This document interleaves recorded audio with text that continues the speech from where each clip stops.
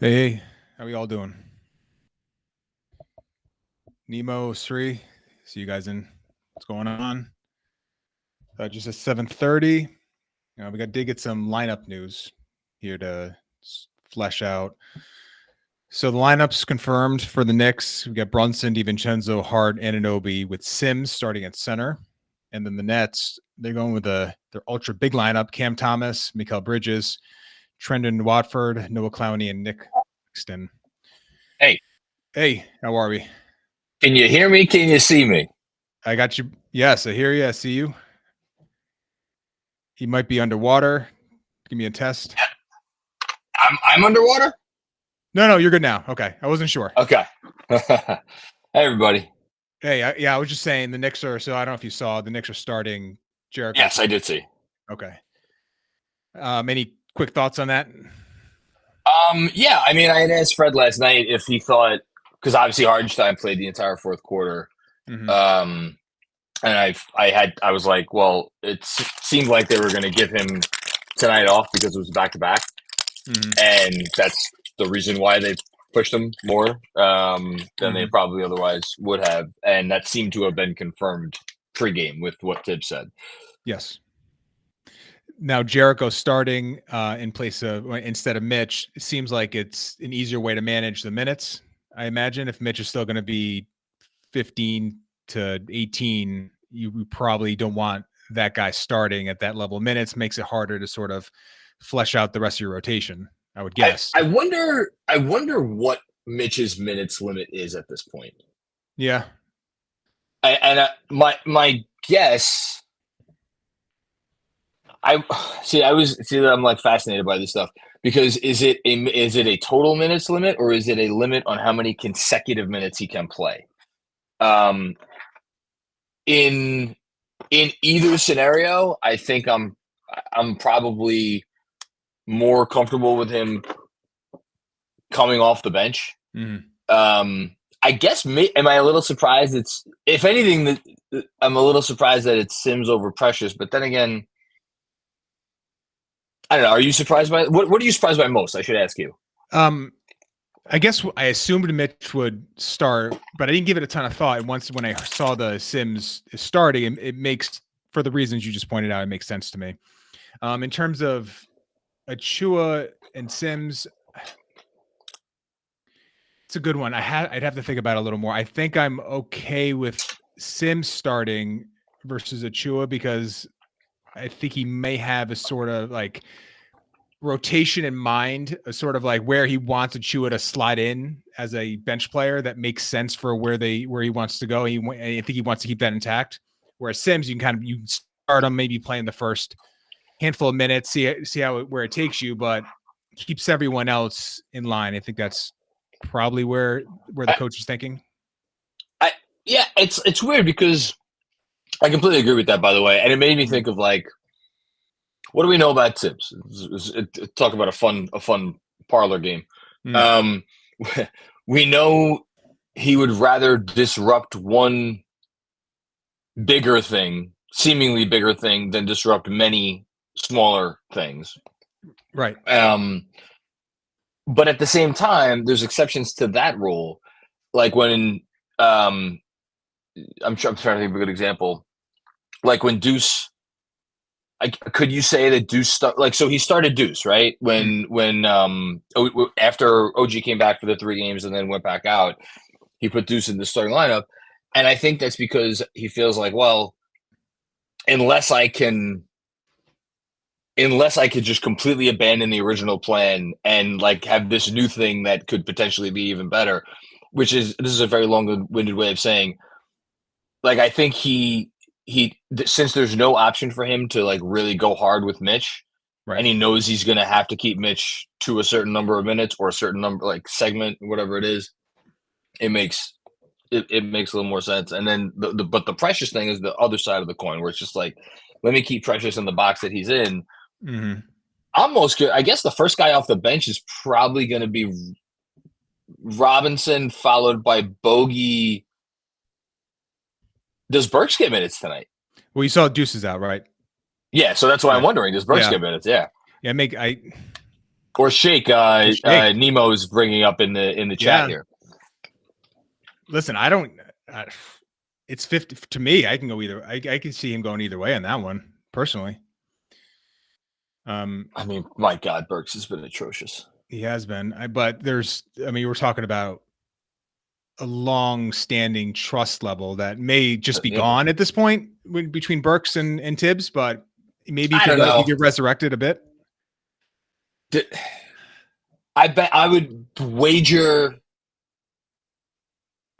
Burks sees the court in the first half.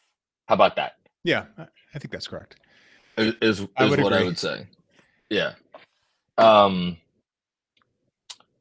I'm looking. I just saw So I'm gonna at least try, as DJ gives you actual coach basketball analysis tonight. I'm going to try to keep everybody up to date on the goings on. Sorry, it's a funny Substack moment just now. Out of town scoreboard. Out of town scoreboard. And the first thing that I noticed, not that this should matter to us really all that much, but the Bulls are losing big to the Wizards, and and Billy Donovan had said earlier today that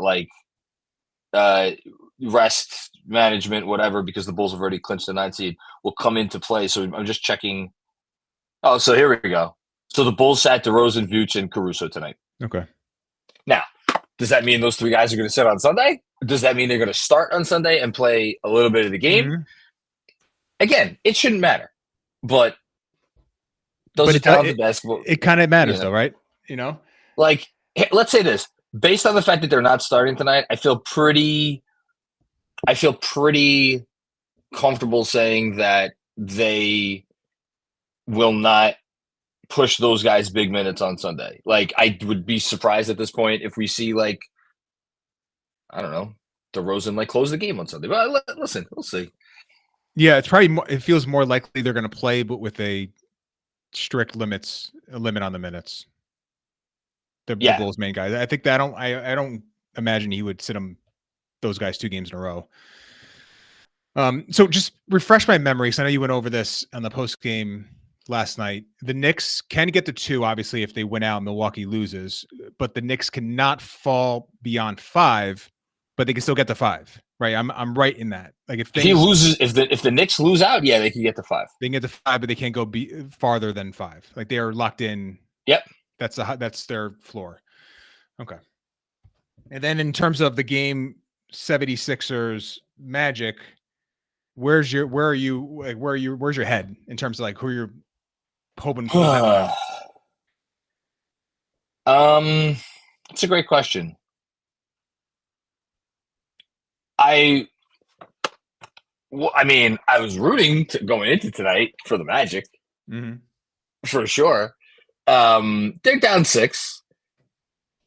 I've had the game on. I've paid ultra close attention, but I've been trying to keep tabs on it. Yeah, no, he'll just hit a 3. I think that I'm not emotionally invested in the Magic winning tonight, because I do not think that they are going to win tonight. I think the Sixers are going to win this game. I think I could see them winning this game pretty handily. I think the Magic are trending in the wrong direction. And I would, at this point, honestly, let me ask you this. I'm gonna jump ahead. Who do you think wins between Orlando and Milwaukee on Sunday? Assuming Milwaukee plays everybody except Giannis. That game is in Orlando, by the way. Yeah, it's in Orlando. I'd give an edge to Orlando.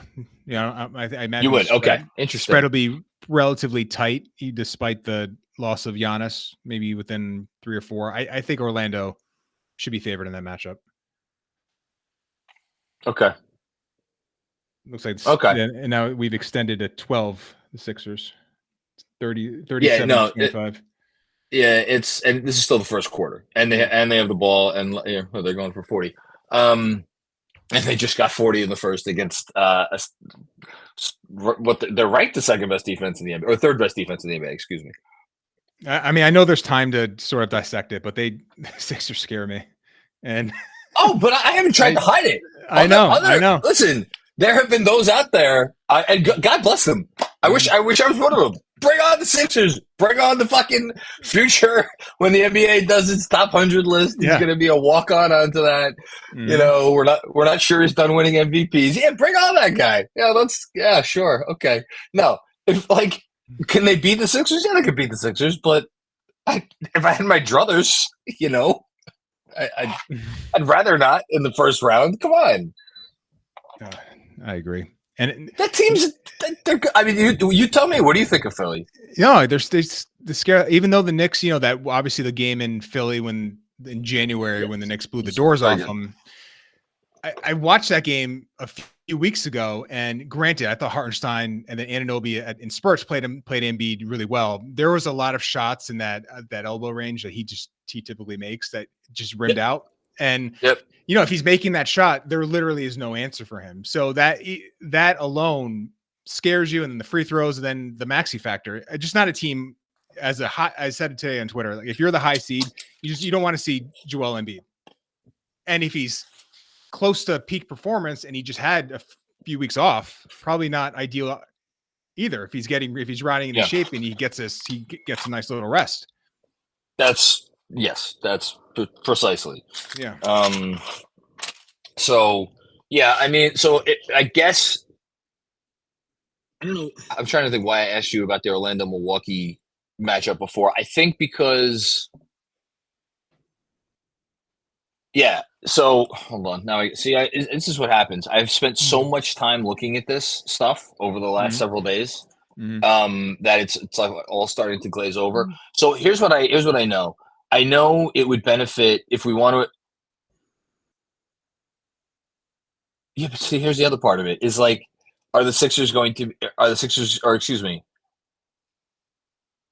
to be the 3 seed or are the Knicks going to be the 2 seed?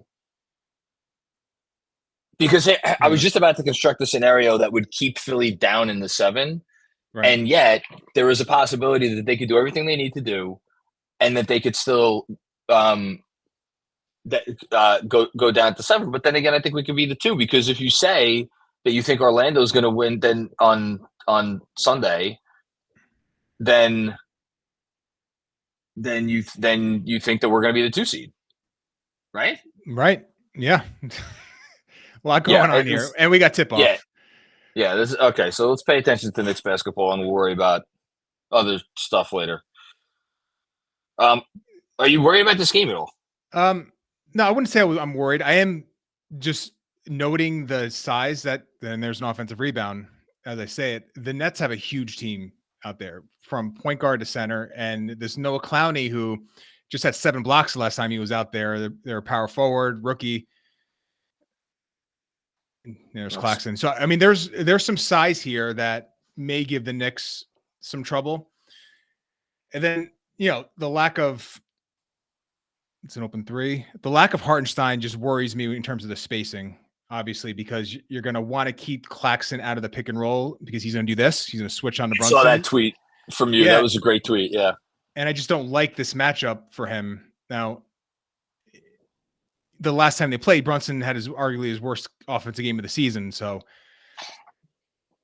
it's a great call. Now, listen, you can go guard to guard screening to sort of counter that. But as I mentioned in that tweet, the problem with that is now your center is sort of at the dunker spot. And if that's not Hartenstein, who provides some semblance of movement, so he's not a stationary figure in that point, he can mitigate that a bit. But, you know, in terms of Sims and Robinson, they're going to be in that dunkers and they're just going to muddy up the space. So either way the Nets go with their coverage or the Knicks go to counter it, it just going to make Brunson's life a little bit harder. Not to say he can't figure it out and make shots despite it, but it's more complicated.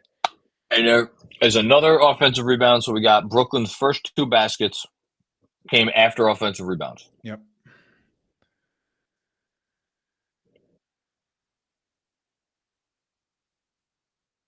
Here's another switch. Now, the other way you can hammer that, because Sims is not going to be a post-up threat, is you dominate on the offensive rebounding on your end because you're going to be matched up against a guard. So that's Sims' job. If he's not going to post up and take advantage of the mismatch, do your work on the offensive glass.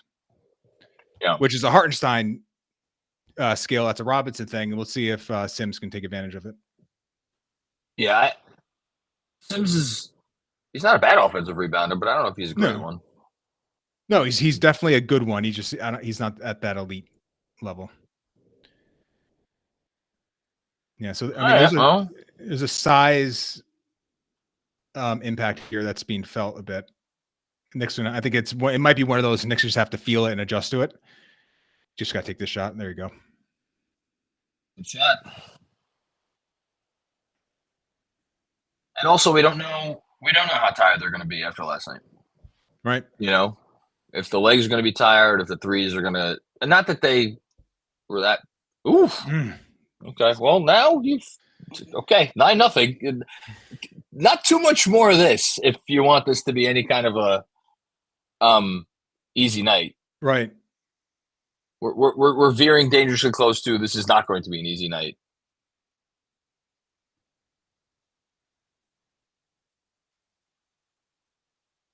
All right, so we got a bit of a cold start from Brunson. Yeah, 2 ISOs against Claxton. He's other than Adebayo, Claxton's probably your best option against Brunson in terms of bigs in the NBA. Like he is an elite switch defender. It's just fantastic, and he keeps Brunson in front, and he can contest. So it's a significant challenge here. Yeah, and we saw Kristaps Porzingis. Kristaps Porzingis is a very good rim protector, but switches is not. That's not his thing, and you saw that play out last night. This is a different animal. You gotta be kidding me. If this goes, that's the third. Okie dokie. Yeah, I mean, if you're Jericho Sims, your night could be coming to an end quickly. Yeah, no, this is not. I wonder if he ditches the plan with Sims trying to get Sims. Noah Dennis, has Jericho improved at all in the past 3 seasons? I actually think he has, especially in terms of playmaking and some of the offensive. He's not a great offensive player by any stretch, but with the ball in his hands, I think he's gotten a little bit better. I think his defense has been fine this year, but there's a limitation size wise, and then in terms of his quick jumping ability, like he's not a quick jumper. He's a great jumper, but he just doesn't get off the ground quickly. And you saw that on that lob where on your back pedal, that's a Hartenstein. Like that's what he does great. Is he's not a great leaper, but he can backpedal and jump. That's a form of athleticism that not every big has. I don't think Sims is great at that, and you saw the limitation there when Claxton went over the top. So I don't know. I assume Sims will come back into this game, but that was a pretty bad first run for him. I mean, two couple thoughts. One, I think Sims now 3 years into his career, and again, this is a guy that was drafted 58th overall. Mm-hmm. We kind of know what he is. He is a good to very good third big off the bench. I don't believe he is a player that you want in your rotation if you're a team that is trying to win basketball games to a significant degree. Mm-hmm. Kevin Danishevsky saying maybe Isaiah Hartenstein is very important to this team. That's my second takeaway here, which is that I've been kind of going back and forth in my own head for the last few weeks as to whether the second most important player on this team is currently constituted is Hartenstein or OG. Mm-hmm. I'm going back and forth, and I don't know where are you at on that? That's a tough one. Wow. I might have to go Hartenstein based on Mitch question mark in terms of health and conditioning. Right now, I think it's Hartenstein. If you're saying Mitch is able to play 25, 30 minutes, maybe it's a different conversation. And you can go either way. I don't think he would be wrong. I think it's Hartenstein by a sliver. What do you think on that? I've been leaning Hartenstein. I've been leaning Hartenstein just because, again, of where Mitch is at right now. Right. Look, OG's awesome. OG's a cheat code. Mm-hmm. I don't think – well, if Deuce was here, I would say this. I don't think he's as instrumental to the offense as Hartenstein is over whoever is playing in place of Hardenstein. Right. And then I mean defensively, I think OG has the nod, but like we haven't seen it so far in this game. Here's your guard to guard. Swing. Oh, all right. Take that. All right. There we go. You make your first adjustment, you get an open three. Smart play call. Yeah.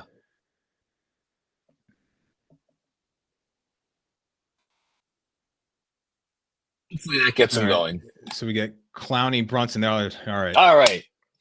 That's was that Watford? Might have been Watford.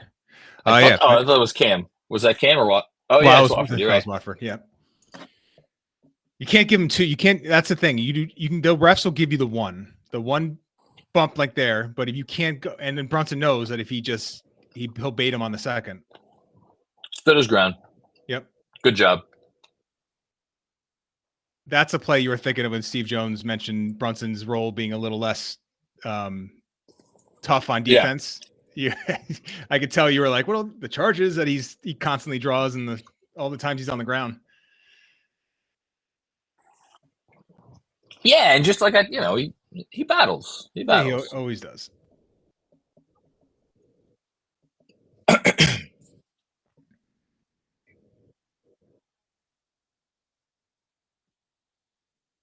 McCall's been really kind of off for a while this year, hasn't he? He has been.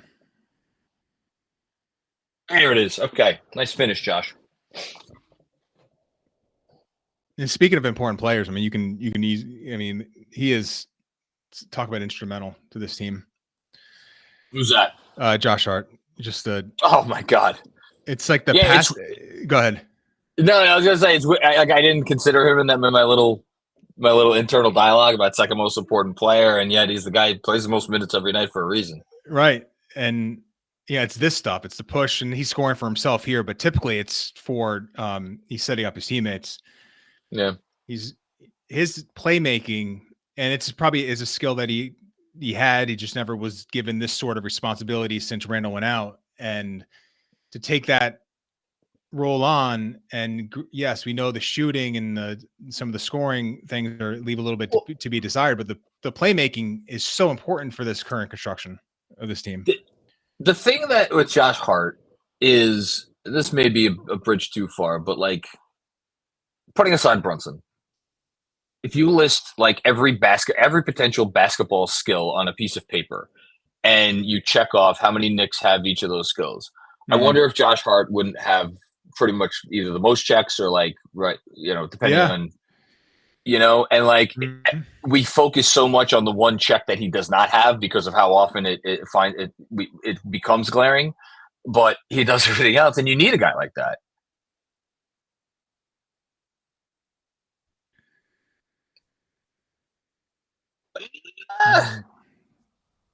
Ooh, I thought that was that's with Sims. That's unfortunate.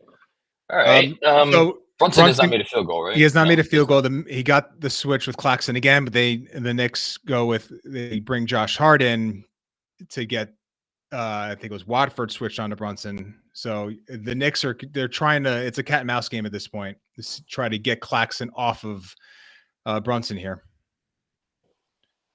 Good defense by OG. Yep. Two defensive rebounds for Josh Hart, who I'm sure got the memo that was delivered on the bench. This is tough. They're not hitting anything. They're 2 for 11. My goodness gracious. I guess these guys have guarded each other in practice a few times. Right. And those two guys. Yeah. It's so crazy. It is really, it's cool. Oh, you know what? Damn it. He wasn't give him a second one in the first quarter. It seemed like he was there. And there was a shoulder lowered. All right, here comes Mitch. So let's see if this makes a difference. Yeah, that's the thing. Is like, I don't know, man. That seems like an offensive. It was that the right foot is. Yeah, but like, you're also entitled to your space. Yeah. Yeah, I see what you're saying. Okay, whatever. I'm not as worried about the defense at this point. I think they're going to figure out a way to like limit the Nets. No, yeah, I mean the Nets don't have a lot of offensive talent, so no, the Knicks just they need a C+ offensive game here to win by 5 or 5 to 8. Not easily, but win the game and not sweat the last 2 minutes out. And if they play a B game, they'll probably win by 15, 20. So. Yeah, but that's we want the C+ at this point. I'll sign for the C+. Yeah, C+ probably gets it done.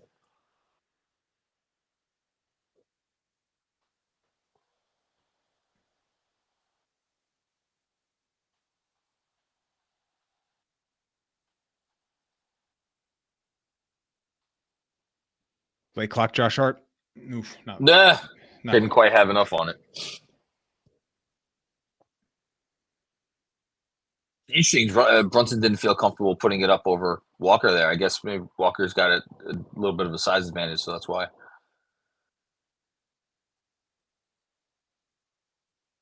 Yeah, and also on the left side of the court, which is not when he's doing his pseudo post-ups and pivots and footworks, he prefers the right side. So I think he's a little more comfortable because he can get to his left shoulder a little easier on the right.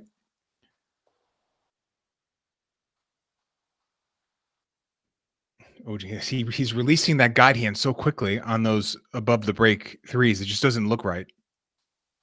It's almost like a one-handed release. We won't get a replay here. I'll have to clip but he's made a few above the break threes since he's come back. That one though, it was a little that looked off. I'm not worried about an injury or anything. No. It's just when he's above the break, he needs a little extra. Like he's not a clean like jump shooter like DiVincenzo where he gets a nice like foot to release energy transfer. He's more upper body, so he kind of needs a little extra. I mean, look, the career numbers above the break versus the corner are what they are for a reason. Yeah. So it's back to an 11-point lead, 16-5. I was about to say New Jersey, in Brooklyn's favor. That was long. So we have Bogey's not in yet, but Bogey's coming in. Oof. Goodness. Okay. 19-5. You're gonna get a timeout here. All right, this Bogey. Is danger zone right now. They have 5 points in 8.5 minutes. And I don't think there's been games where they've just missed open looks. There's been a couple open looks here, but I don't think they're not hitting the paint. They're not. It's Tibbs talks about all the time. Like get to the driving kick game where it's Brunson has gotten in there, but it's been he's grinded his way into the paint. He's not driving to kick. So that is sort of where you're seeing some of the shot difficulty here, because I think, you should make more than, 2 shots, but I don't think their shot quality is good right now, which is more of a concern. So part of it, give credit to Brooklyn's defense, obviously, both with Claxton or initially, and like I think they've just played him well generally, but also this is just not having Hartenstein out there. This is just, yeah, in a way, because he's the ultimate release valve. So if you don't get your initial action that doesn't bear fruit, he flashes to the elbow, you swing it to him, and then you have like a second side action already built in. Like it's that flow stuff that I've been talking about, where he's just a natural playmaker in that way. And whether it's DiVincenzo or Anunoby, Deuce, when he's obviously healthy, like they just know where to go on these unscripted actions, and they just flow right into it. There's no hesitation. It sort of happens. Now there was a play where Mitch against the Celtics where he was in that role, and the Knicks scored on it, but it didn't look as smooth because of he just isn't a natural playmaker. There's been a lack of chemistry that's been built up here. So when you don't get that initial 2 to the ball, which the Nets are limiting by switching that initial Brunson screen, because what have we been talking about? All the teams blitzing Brunson or the drop because he's exploiting. So the Nets are taking all that away, and they took all that away the last time these teams played. And it took DiVincenzo to have an amazing second half, fourth quarter, really to get the Knicks over the top. But the Nets have certain qualities that just make things a little bit tougher than you would expect based on, the record.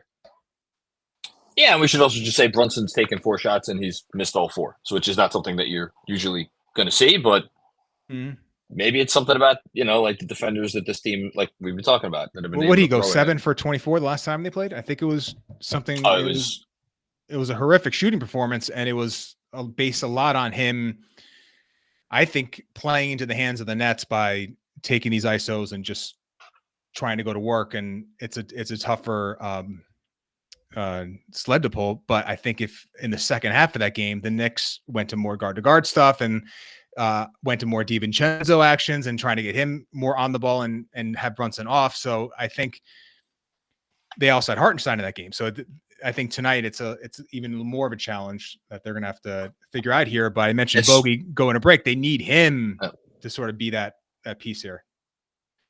Just as you say that, Bogey comes in, takes a shot, misses a shot. So Bogey came in Anunoby. For Anunoby. Interesting. It's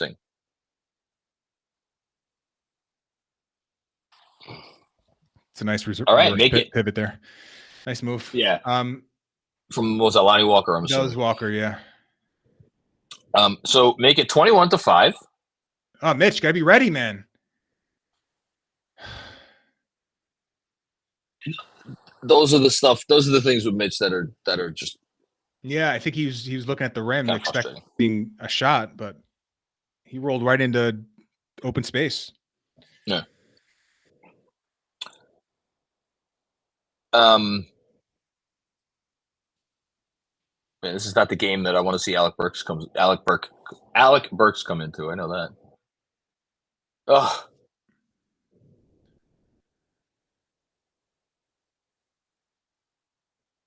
Yeah, this qualifies as stunning.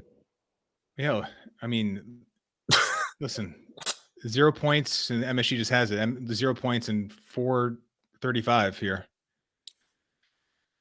I mean, it's amazing. It's the same team that looked so good last night. But and again, it's not all Hartenstein. It's not all Hartenstein. But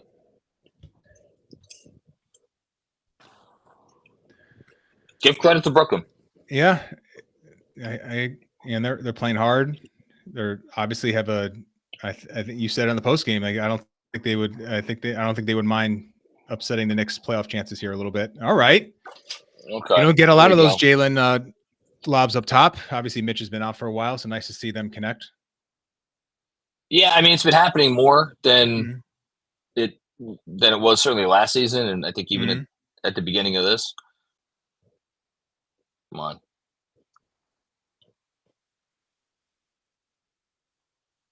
Be ready, Mitch. Be ready. Jesus Christ. If Cam Thomas has one of his games, that's not great. And then the Knicks screwed up their switch there. You thought they gave Thomas too much room? Well, Bogey thought he was hedging, and then, all right, Devo, ready to get that dunk down. I think Bojan thought he was hedging to recover back to his man, and Devo thought there was a switch. So got it. That's why he was left. Now he's gonna stay with the switch here. Same action.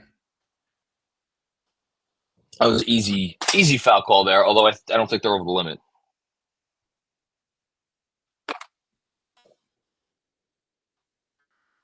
Yeah, Devo dunking with two hands. I like. Oh, here he is, Alec Burke. I mean, this is not a small moment for him right now.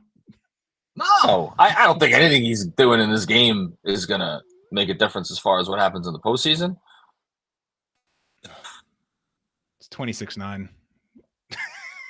Yes, it is 26-9. That's correct. It is 26-9. That's an accurate statement. So now we got 11 for 20 versus 4 for, what was that, 16? I think so. So we've made 2 in a row. So there's that. 18. Thank you, Noah. 18. Excuse me. So it was 24-9 based when Brunson went out. Just keep track of that. Oh, good call. Yes. I think. Oh, you know what might end tonight at this rate? It might end. We'll see. The OG Anunoby plus-minus streak of being a plus in. Oh, geez. Yeah, he's got some work to do. Yeah, just a bit. Do you think he's going to shoot? Yes, he is going to shoot. There it is. Oh God, He's so great if he gives us like 3 or 4 threes in this quarter or half, and it's too easy. Too easy, and this guy he's a bucket, man. The rest of his game you can quibble with, but yeah, and it's tough because it's like, do you want to build your franchise around? Not that you necessarily have to, but it's like, is he going to be one of the two guys you want with the ball in his hands constantly? Right, yeah, like what's your ceiling with if he's gonna have a 25, 26 usage? Yeah, I mean, it's a question like, is this guy going to be a 6-man long term, Mm-hmm. or is he going to be something more than that? And I think guy have more than 3 assists a game to be something more than that. I would agree with you. Yeah. Man, the worst part is there's not even like the Knicks. I mean, maybe who knows? Maybe it's Burks. It's not like they have someone coming off the bench who could change the tenor of the game, give them a spark. That's where you really miss Deuce tonight. I think Exactly. just get into Brooklyn. Mm-hmm. It's man, I don't know. They're gonna have their work cut out for them. Does it feel like the Knicks are, are they playing hard? They're playing hard, but there's like a crispness, is like something's missing here. Now I don't know if it's just because you're missing shots and it's sort of you project that onto how you feel the team is, their effort level is, but this guy here is playing at a different speed right now, and they might need to get Devo off him quickly. Yeah, I mean, I feel like this is where you need OG for the rest of this game, is to you stick him on Cam Thomas, and then that's what his role is. Well, and you just saw Tibbs give Mitch a look here. I don't know what he said, but he didn't love that rim attempt there in terms of how about guard someone. That's why you're there, right? I don't. Well, let's do a quick. What is it? Recap. Reset. There you go. Reset. There it is. I found it. It is 30-14 in favor of the Brooklyn Nets. The Nets came out and they are absolutely taking it to the Knicks when they have the ball. That wasn't really they made some early based after they got some offensive rebounds, but it was really, correct me if I'm wrong, DJ. Mm-hmm. It was really when OG Anunoby, I think, left the game that we saw the floodgates open a little bit more for Brooklyn. Yep. At least to this extent. Yeah, 100%. Yeah, and Cam Thomas, 11 points in the first quarter on 5 of 8 from the field. Meanwhile, for the Knicks, and that's obviously, this is where the real issues lie, 14 points on 5 of 20 from the field, which is actually an improvement in the percentage over where they were earlier in the quarter. Brunson does not have a point in the first quarter, so that's not ideal. And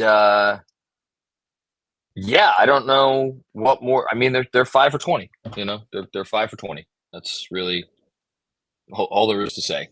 Yeah, and I mentioned it earlier in the quarter. It's not like they're getting great looks. I thought I don't know, MSG came in a little late, so I just saw the shot attempt, but that one foul line jumper that Bojan was able to get off, that's a fine look for him. I thought Devo had an early open look for 3. The Mitch lob, but there really hasn't been a plethora of good looks the team is taking that they're just missing. Like there needs to be a complete adjustment in terms of the looks they're getting to cut into this lead. Again, I hate to be repetitive here, but they're going to have to figure out this Brunson factor with this team, because now we're at 5 quarters basically of the Nets shutting him down in a way that feels impactful and real. Not to 0 for 4, but they're making life tough for him. And without Hartenstein, and now we're getting Precious and Mitch minutes here. I mean, the offensive options are just limited right now on multiple levels here. So, I mean, this is just Bojan. They're in a zone right now, and that's the shot he needs to make over all those. There it is. Okay. So this is, hold on. Who do we have here? We have Bojan, Burks, DiVincenzo. Jesus. Are you kidding me? Spanked in a That should not. 30-foot above the brick three. Off the Cam glass. Thomas, off the glass. He's going to go for 50 tonight. I'm saying he's going to get 50. He's going to try to get 50. He's going to go for, yeah, no, he's going for it. Yeah. And this is, you got to win this matchup here. There you go. Yeah. So he's 1 for 3, but I've liked every shot Bojan's taken. And he's guarding Cam Thomas because that's the matchup you want with them going off. What are we doing? I mean, it wasn't working better with, hey, okay. That was good. No, it was, yes. Old man Kraft right there. Get in there. Okay, come on. Let's get our sides involved here. Yep. So you got a Mitch offensive rebound. You get the precious finish at the rim. You're right. Take advantage of your size. Absolutely. All right. So listen, it feels like there's a little life here. Yeah. Second quarter. It feels like it's a 30-point game. It's only 13. Yeah. So out of town score update. So this is an interesting score. We have the Cavs up 45-31 on the Pacers. Now, as well as the Sixers, give the Magic credit. It's only 63-58. What I'm going to be looking up in that game is what Embiid's plus minus is. Wendell Carter Jr. also left that game early, and I don't think he's going to return. Joel's a plus 10. Yeah, Joel is a plus 10. Yeah. So they're a -5, obviously, when he has sat. So the scenario that I think I've been hoping for, I get. So okay, we have at. Big news here. Tim Bontemps just tweeted. I don't know who put that in the chat. But thank you. Joel Embiid landed awkwardly after. Just lost it. After making a basket, immediately grabbed at his left knee. Embiid stayed in the game until the next timeout, and then exited the game and immediately left for the locker room. So, just massive news right there. So we'll see what the extent of that situation is. But I'm assuming that's the knee he had surgery on, right? I'm not remembering necessarily what knee that meniscus tear was in. Assume it was the left one. If someone finds it, put it in the chat. But I'm going to go ahead and look it up.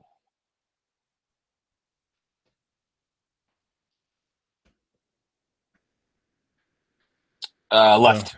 That was all right.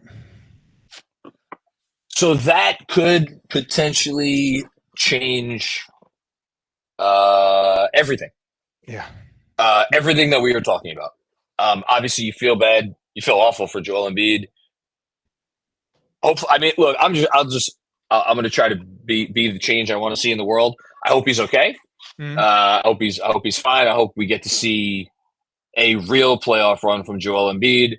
Obviously, if it's Philly Knicks, I hope that real playoff run lasts 4 games and ends with a Knicks victory. But I hope we get to see Joel Embiid on the court.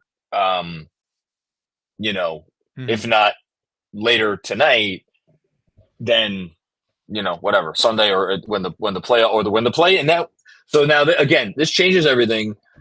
We'll see if the Sixers can still pull it out. They're only up by 4 now, and I mentioned the Pacers are losing big to the Cavs by like 14 so far. They're really making everything. They are. The Nets. That's a big 3 there to get it back up to 16, just for momentum. Knicks had gotten a little momentum there, and the Nets are just making everything.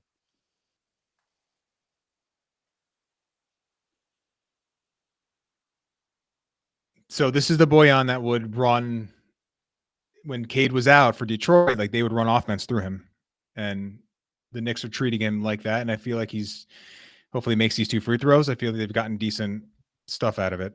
And thank you, AB, for putting in that Tim Bontemps tweet there. Okay, interesting. So for anybody watching, Sixers fans apparently saying it looked more like a foot injury and not his knee.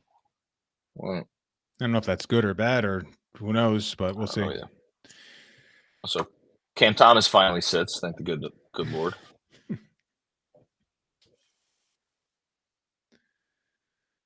Meanwhile, Bogey missing his first free throw. Not ideal.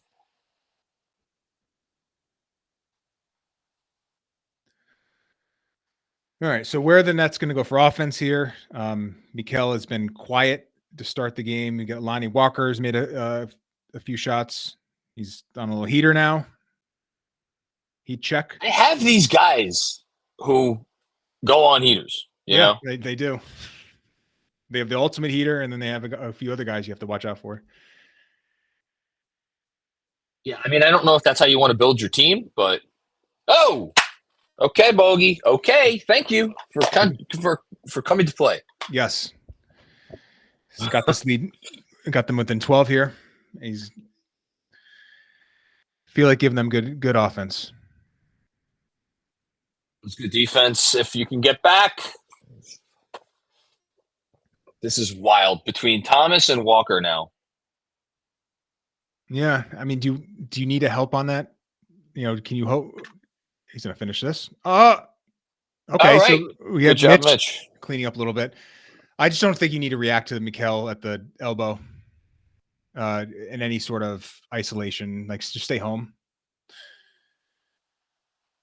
Precious left and gave Lonnie Walker that open three. Oh no. It missed. Good for Devo. Oh, Alec. Oh boy. And back to 16. What was Alec doing there exactly? I'm not sure, to be completely honest. And Jalen going to the scorer's table here. Yeah, I bet.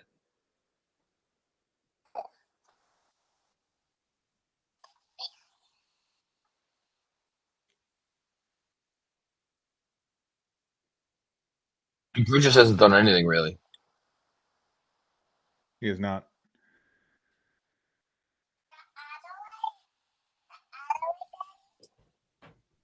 Mythic Brooks makes me want to swim in the Hudson. Nah. Yeah, I mean, listen, he may make a shot here. Give him a couple looks. All right. He's just a maddening player at this point. He's always been kind of a maddening player. He's especially maddening at this point in his career. I know. Just with the Knicks. God. Okay, I mean, listen, it's a bit of a obviously it's a danger zone here because it's like this game could go one of two ways. You feel like this could be if they could get it under 10 going into the half, you're going to feel great if you're the Knicks. But you feel like at this rate, I mean, this could theoretically go the other way, and you could be staring at a 20-point deficit at halftime. You know? Yeah.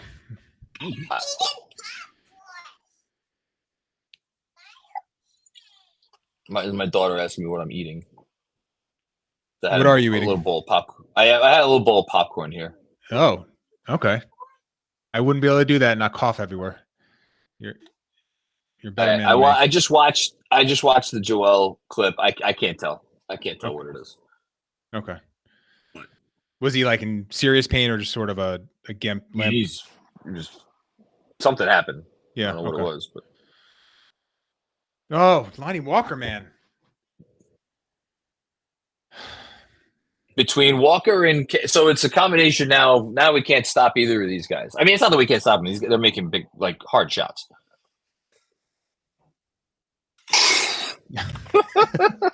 We needed that.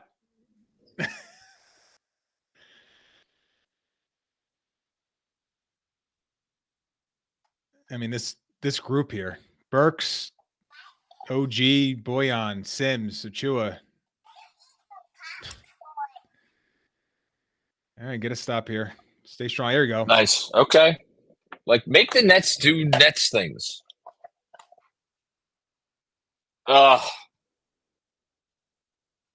Boyan's got this. No, he doesn't. No, that was good. That was a business decision here. Let me just scoot out. Yeah, it was a business decision. That was okay. That's a non-tool for this shit. Ole.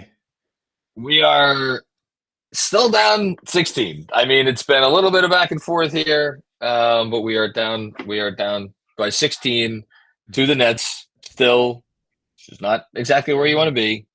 47-31 is the score. I mean, the relevant numbers.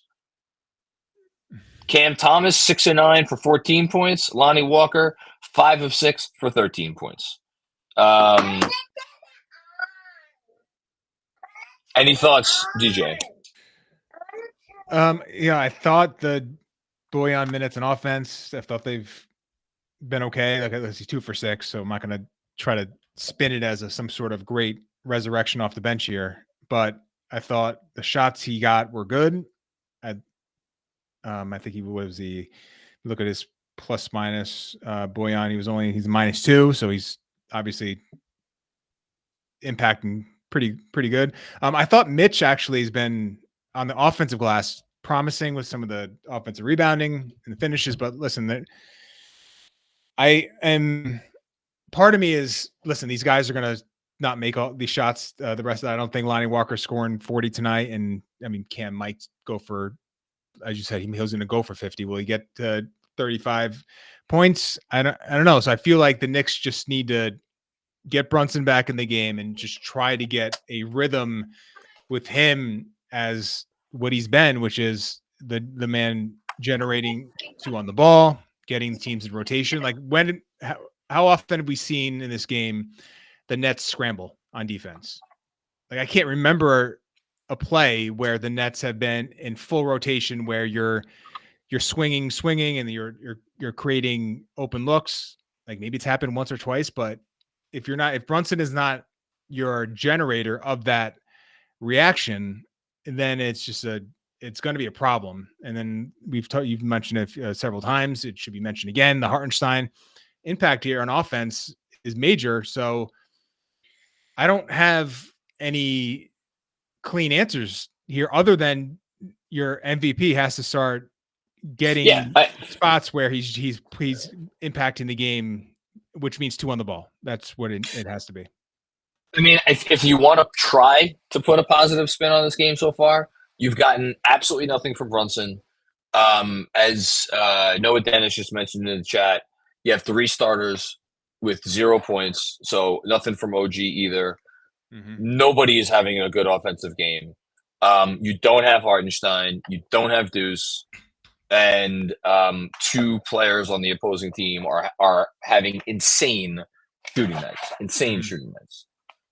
And you're down 16, which is like, again, in the NBA, the 16 is nothing, but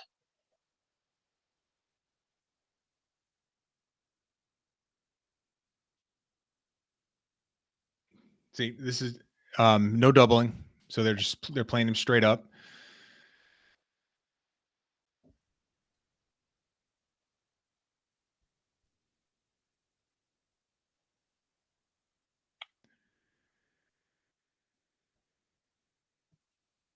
All right.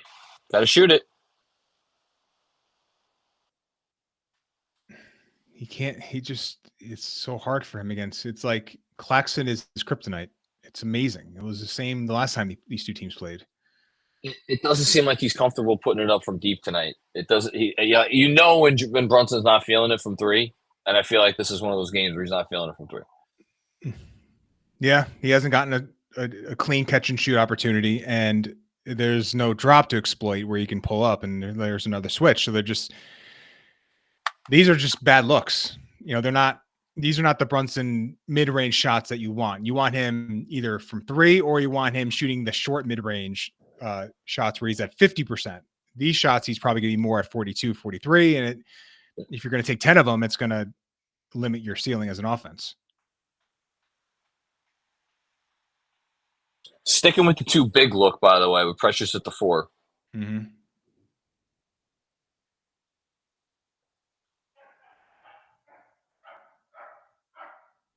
Oh boy. All right. Precious spacing. Good reload by Boyan. That was good offense. Just didn't make the shot. Yep. But that was like the most like we've looked like the Knicks have looked like the Knicks over the last few weeks.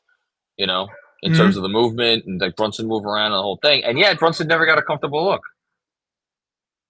Oof, that ball rimmed out. Lonnie Walker has the touch tonight, man. He does.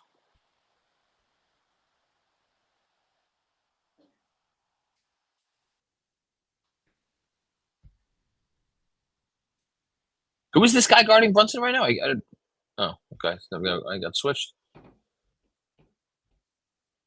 Oh, it's just bad. It's bad defense by Mikal, man. You can't have your hands down.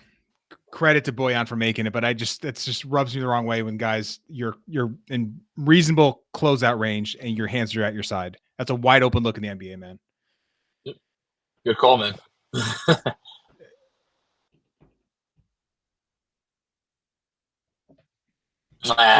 They've gotten to 13 a couple of times, and the Nets have, I feel like, hit a 3 every occasion. I really do feel like if you get this thing under 10 going into half, I feel like that would be big for momentum. Yep. Shut up. All right. Josh Hart coming in. It feels like we've been got a while without Josh Hart, right? Yeah, and I just was thinking that, and maybe he's got a little. Cam Thomas got OG up in the air, drew the foul. So maybe this is that OG? Yeah. Okay. Yeah. So maybe I was going to say maybe it's the moment here for. So you talked about no Deuce, where's the guy generating the energy off the bench? So obviously not coming off the bench tonight, but maybe this moment here before we go to half can be a Josh Hart stretch here to inject some life. I hope so, because they need it from somewhere.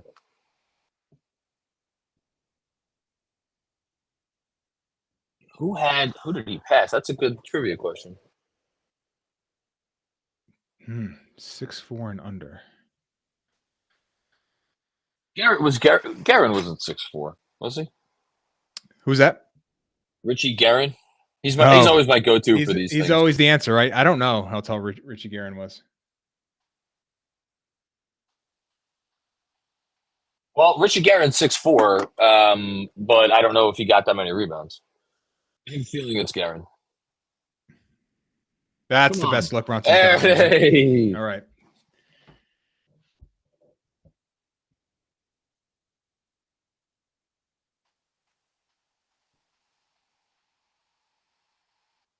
Too easy.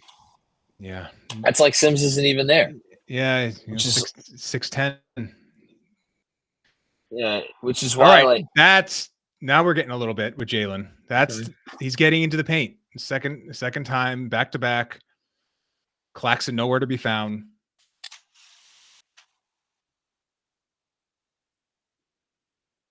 I'll take that all day, and he's comfortable taking that shot. He's comfortable making that shot. That's like what the Celtics were doing against Brunson the other night. Mm-hmm. I mean, Sims has not been good. No, and Tibbs is telling him that right now. Actually, no uncertain terms, he was telling him the same thing. He's not mincing words. Is that no, man? Is that what's happening? I don't think he is happy with his center rotation right now, at least on the defensive end. Yeah. Okay, let's do. All right, let's reset this game. So, it seems like this game has been 16 points the entire time. It's now 15, 53 to 38. It feels like it's going to be 15 or 16 going into the half, just like meant to be. Mm-hmm. Out of town scoreboard, the Sixers are still at half. 65 to, or no, sorry, that's incorrect. 68 to 61. They made it 3 right before the half. Other scores. Indiana is losing to Cleveland, 62 to 54. So they're down by 8. And those are your really 2 relevant scores right now. And Oklahoma City, Milwaukee is just getting started. But a game I don't believe Dame is playing in that game, but I'll double check.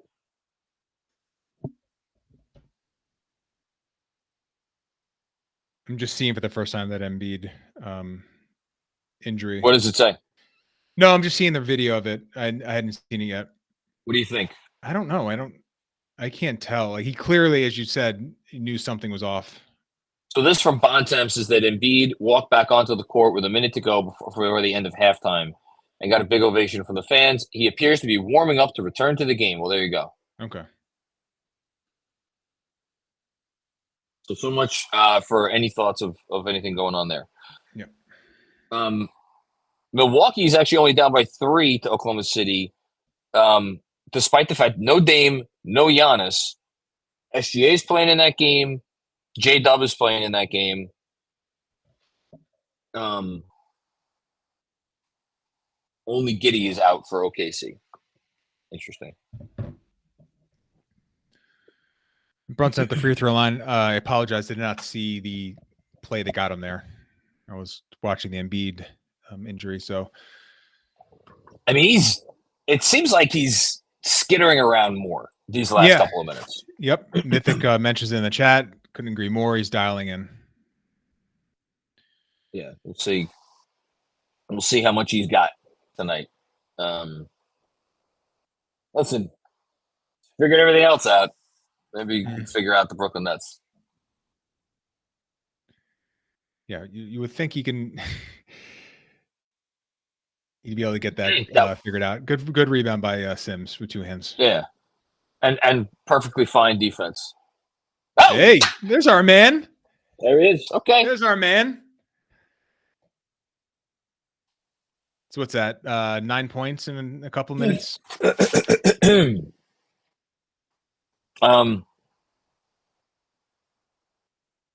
Hang dribble. I mean, it's beautiful. I want to check I'm curious about the plus minuses for this game because I'm feeling they're going to be kind of funky. You know who's the only Nick with a? I'm going to sound like Clyde. You know who's the only Nick with a plus in the plus minus column? Precious. Yeah, plus 3 in 8 minutes. Okay. There you go. Yeah, I thought he was okay. I thought he was solid in 8 minutes, so good for him. Yeah, I thought he gave them good minutes. Absolutely. Yeah. Okay, so I need to recalibrate myself. So if Embiid is he actually? Hold on. I'm looking. My feed is fuzzy for some reason. Yeah, he's in. Okay. And sure enough, Sixers right. Like nothing. Up 74-61. Make that 74-64. Magic hanging around. I meant to say it before, but I'll say it now. I think if you think Philly's going to win out, I think the move is to root for Cleveland tonight. Mm-hmm. If you think the Knicks are going to be the 3 and you want to avoid Philly, I think I got all that right. Yeah, that makes sense. Because under the assumption that Indy will play to win against Atlanta, who's not trying to win, on Sunday, because they are going to try to avoid the play-in, which they would if it ended up in a 3-way tie between Philly, Indy, and Orlando. Which would require, and this is the last part of it that I want to make sure I get right, which would require Orlando to beat Milwaukee on Sunday. If they lose tonight. So that would be your 3-way tie with Orlando and Indiana getting the last 2 playoff spots. Man, good for you to keep all that straight, because that has always been a weak spot in my basketball viewing. I've been pouring over all this stuff, man. Just because I find it's so important. But you find it fascinating? You enjoy it? Kind of. Yeah, I do. I like it. What's going on here? I don't know. I think it's a clock malfunction, maybe. Okay. What were we gonna say? Oh no! They intentionally fouled Sims. Oh, there we go. Hack of Jericho or hack of Sims. What makes more sense? I guess hack of Sims. It's a single syllable, but Jericho's an amazing name. So anytime you can get in there, and he's 2 for 2. There we go. Giddy up, baby. That's it. Make him pay. Down to 10. I got OG on Cam. Gonna get Brunson in these high ball screens. DiVincenzo on Lonnie. Yep. Jericho. Oh, And I wanted that ball. Oh, good block by Jericho. Couldn't secure it though. there were. Did it seem like there were 4 Knicks? It did. Yeah. Around that ball. Yeah.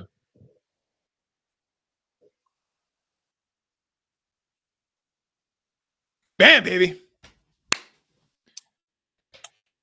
This fucking team. It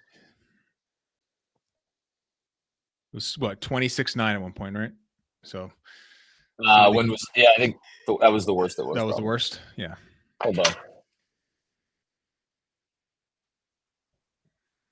I mean, 19-5 felt pretty bad, but yeah, I think 26-9 might have been the actual biggest lead. No hesitation for Hart. Well, he can't think. No, he can't think about it. Nope. That's the thing. He just can't think about it. That's really good defense. You know, smart play by Devo. Just couldn't get it out to him. Oof. Nice Noah job. Clowney. Yeah. I don't know a lot about Clowney other than that he's a rookie and I don't know much. Interesting coming out of college. Oh, yeah. Yeah, I important, imagine it's important finish here. Yeah. Yeah.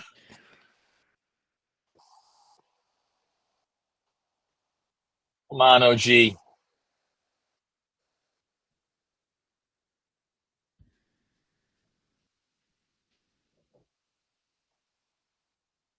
Hope the elbow is okay.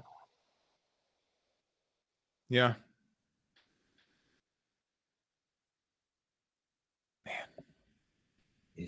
He can score. He's a bucket, as you said. Brunson keep.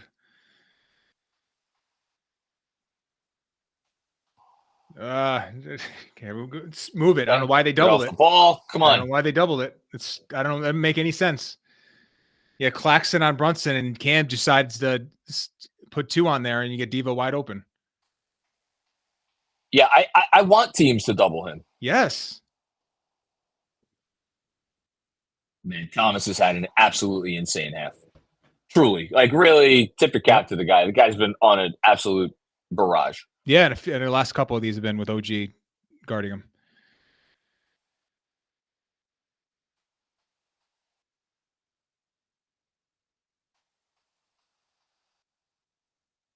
Come on. Oh. Good look, though. No. Oh, that's annoying. That is very annoying. Come on, Josh, make up for it. Oh, under 10. All right, like you said, you did it. Okay, momentum, baby, momentum 3. Never in doubt, right? To the never in doubt. That's it. Never in doubt is right. Oh man, this has been something. Okay, well, it's certainly eventful the last few minutes. We go into halftime. It is 63-54, Brooklyn. Man, what a 3 that was. That's freaking wild. Cam Thomas with 22, Lonnie Walker with 15, and Trendon Watford with a quiet 14. But like those have been the guys for the rest of the Nets have 12 points combined. But they are shooting 55.6% from the field and 44.4% from 3. I got to tell you, 3-point shooting keeping the Knicks in the game, making 9-17 from deep, but only 42% from the field. Rebounds about even. I mean, look, the Knicks woke up. It's a single-digit lead. They should be able to win this game, even with everything that has gone wrong and even with the personnel that is missing. Not saying they'll win going away, but they should be able to figure out a way to win. And on that note, I'm going to go do a very quick halftime Zoom. Yeah, very quick. But I'll be. Looks like John dropped off there. Knicks scored 40 in the second quarter. Outscored Brooklyn 40-33. So going 14 points in the first quarter for the Knicks.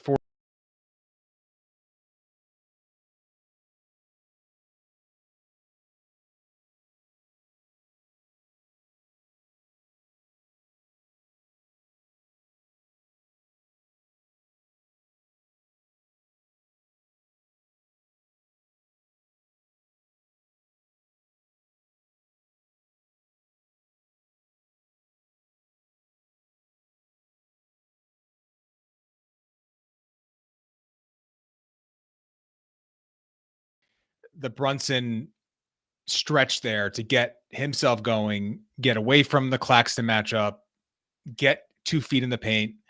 Now he's not generating looks for his teammates by doing that, at least not yet, but at least scoring for himself. I thought some of those on the left side of the court, specifically getting downhill, getting to that short mid range, which are you guys hearing me there? Sorry, I got okay. John dropped. I am still okay. So you guys lost me there for a second. Apologize for that. So I'll just recap the sort of what I had just said, because I'm not sure if you guys heard any of it. But the second quarter, big quarter for the Knicks offensively, at least. They were able to get 40 points, 13 of 23 from the field, 7 of 9 from 3. I think that was obviously the most important part of it. And now Bojan, I thought his minutes in the second quarter, I thought they were key, just getting quality looks. I thought the looks that he was getting were solid. He had a few post-up moments there where he was able to get the free throw line once, score a little jump hook on another. But then the Jalen Brunson run there late in the second or in the mid-second quarter towards the end, where able to get downhill, able to get to the short mid-range, where I feel obviously he's much more comfortable in that area. But you go from a lot of those Claxton isolation plays where Claxton is so good with his agility and his feet. He's keeping Brunson in front of him. He's not able to get downhill to that short mid-range area. So he's resorting to like 18 to 22 foot contested mid-range shots, which he can make. And he's made plenty in his career, but that's still a low 40% field goal percentage shot. Whereas if he's getting to that short mid-range, you're talking like 52, 53. And, if the volume in the mid-range is going to be 10, 12 tonight, that difference is going to matter in a game that, at least at this point, looks like it might be close.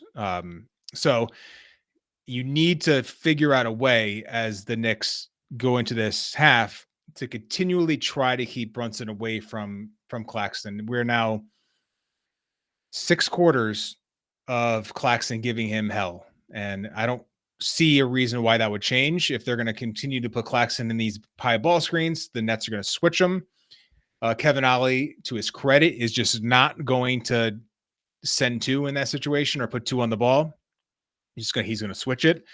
I thought there was that one scenario where Brunson had Claxton on the right wing, and for some reason Cam Thomas decides to double that. So now you get your 2 on the ball. Brunson smartly and correctly reads it, swings to Hart, or someone on the left wing, might have been Anunoby, who swing to DiVincenzo for the left corner 3. So Ollie's objective here, and it's a smart calculus, is to try to make Brunson beat them with lower percentage shots and try to limit some of the open 3-point looks that the team is going to generate based on your rotations being out of whack, because Brunson's now got 2 on the ball and you're in constant rotation, which also is going to impact your offensive rebounding if you're the Knicks. So if you're offensive rebounding against a team that is flying around trying to cover for their man, they're helping the helper, you're much more challenged to get bodies on man and try to keep the Knicks off the offensive glass. So I think Kevin Ollie is making the right decision here. It's a smart move. I thought in the last game the teams played, it wasn't the Jalen taking advantage of any counters or trying to figure out the matchup. It was just the Knicks tried to keep as much as they could Claxton out of the ball screens and getting more DiVincenzo on the ball, more Josh Hart on the ball, Deuce McBride on the ball, and trying to generate offense in that way. So we'll see here in the second half if they can figure out a way to do that, because I tweeted this a few days ago.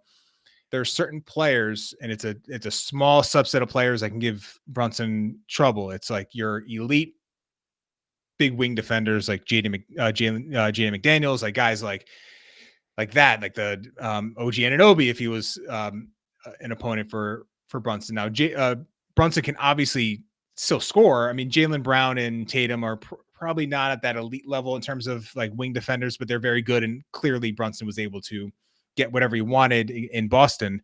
But those guys can give him trouble on occasion. But really, it's like the Bam Adebayos, the Claxtons, like those are those big, rangy, long centers, power forwards that can move their feet, keep them in front, and contest longer mid-range shots. Like those are the guys that can give him problems because their head coaches are going to be more inclined to just switch those pick and rolls. They're not going to play drop.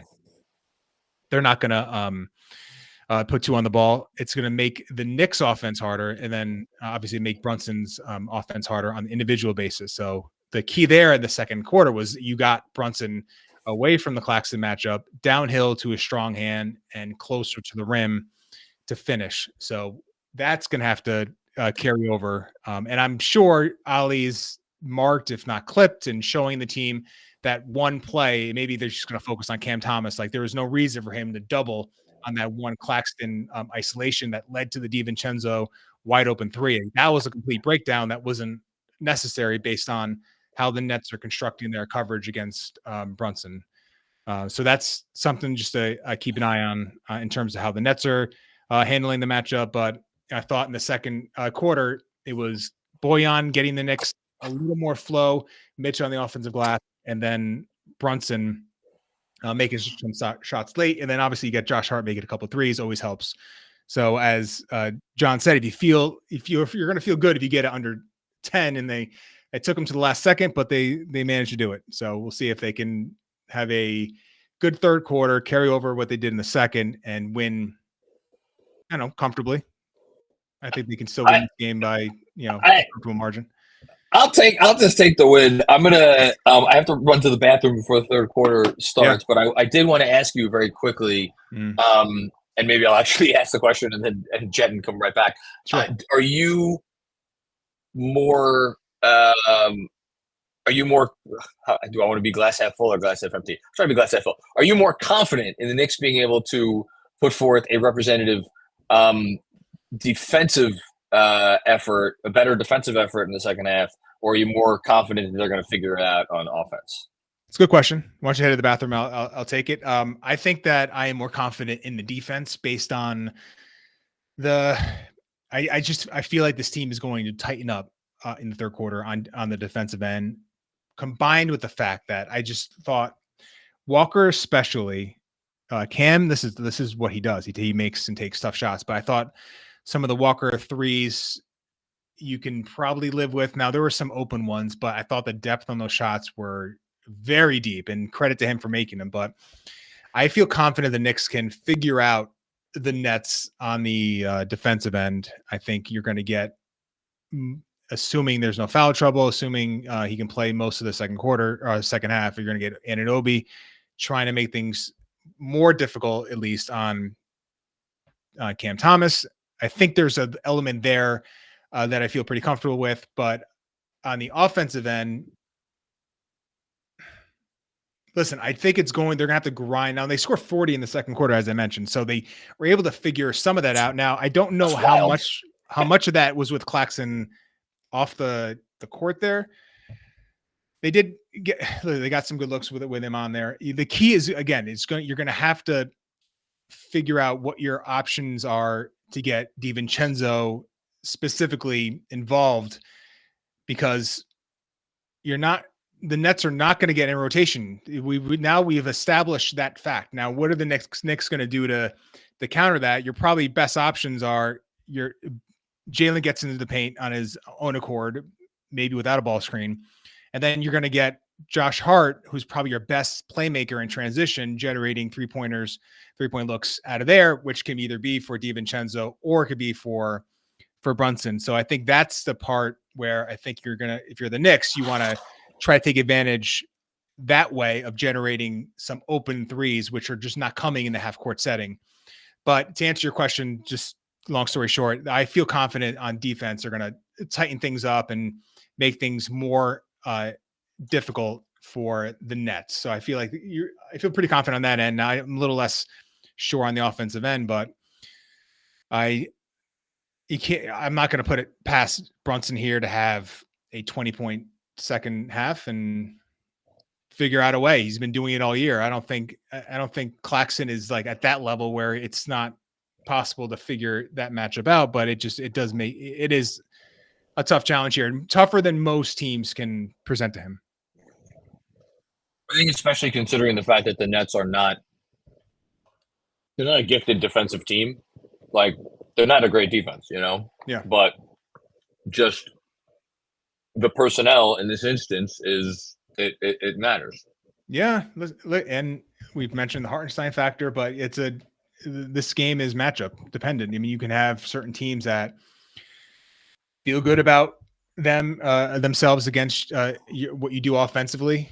The teams that have really struggled against the Knicks, like we've talked about all the coverages that teams throw at Brunson to try to limit him, and he solves them all, and it's completely accurate. This is the one that's given him trouble, but I think if the kind of the through line there is you get 2 on the ball, and then you're getting your opponent in rotation, and then you're winning the closeout game. So it's like that's the domino effect. Is like once you get them in rotation, the Knicks are excellent at winning closeouts.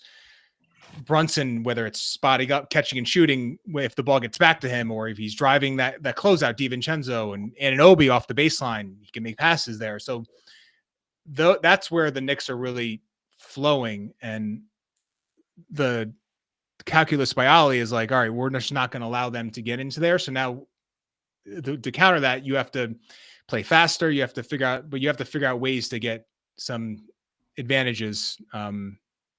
4-on-3s, 2-on-1s, wherever that comes, transition or in the half court, it's got to happen. Because if you're not getting those, it's going to be a long night, and it'll be a long second half. So we'll see. I think it's going to be a close one in the fourth. I'll just say that. I'm going to fill my water real quick. Yeah, I think. I wouldn't. I would have to say yes. I think this game is going to be within 5 points with about 5 minutes to go. So who could play better in the second? Like, what minutes did we not love? I thought, to his credit, there was that moment where Jericho was coming off into a timeout, and Tibbs really gave him a lashing straight to his face. And I thought Sim's minutes, he did. Immediately after that were much, much better. Had that one block. He had a good contested 2-handed rebound. I presume he's starting the second half, so just keep an eye on him. I think he can use a good start to this game. I thought he responded pretty well to some tough coaching there. Quick out of town scoreboard before we get started. Third quarter is 93-79 Philly, and that's with 2 minutes to go in the two and change left to go in the third quarter. And very early in the third quarter, the Cavs are up. Is this 8 or 9 points? Something like that. 9 points. All right, so you try to get Claxton out of the matchup. They do, and you get a swing. Now you're in rotation. Okay. And that all started with just them being able to get Claxton off of him.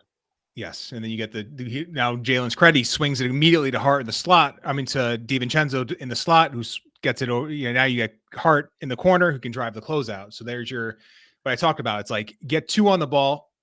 You accomplish that, and then you get the Nets in rotation. You accomplish that, and then the third thing is you win the closeout, which Hart did.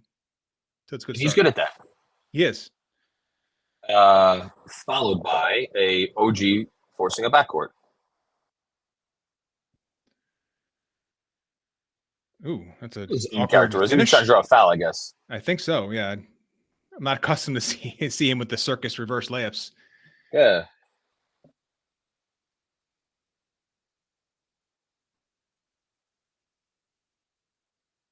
That's awesome. All right, they're getting into the Nets. Ooh, all right. Remember, this guy was one of the best transition finishers in the league before he got hurt. I mean, this is a dynamite transition finisher. Tie your shoes, OG. All right. Were shoes really untied? Yeah. Come on. Hands, secure hands. Got lucky there. I wouldn't have loved if that went down. I agree. But you could just sense the intensity here has leveled up a bit for the Knicks. What a start.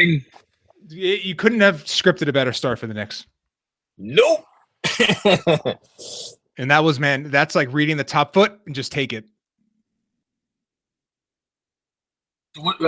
Reading the top foot. So the defender, so his right foot is the top foot. So he was leaning, he's shading Brunson to his right, to Brunson's right so heavily that if he push crosses going to that top foot, he can't flip his hips in time to stay with him. So you immediately get an advantage.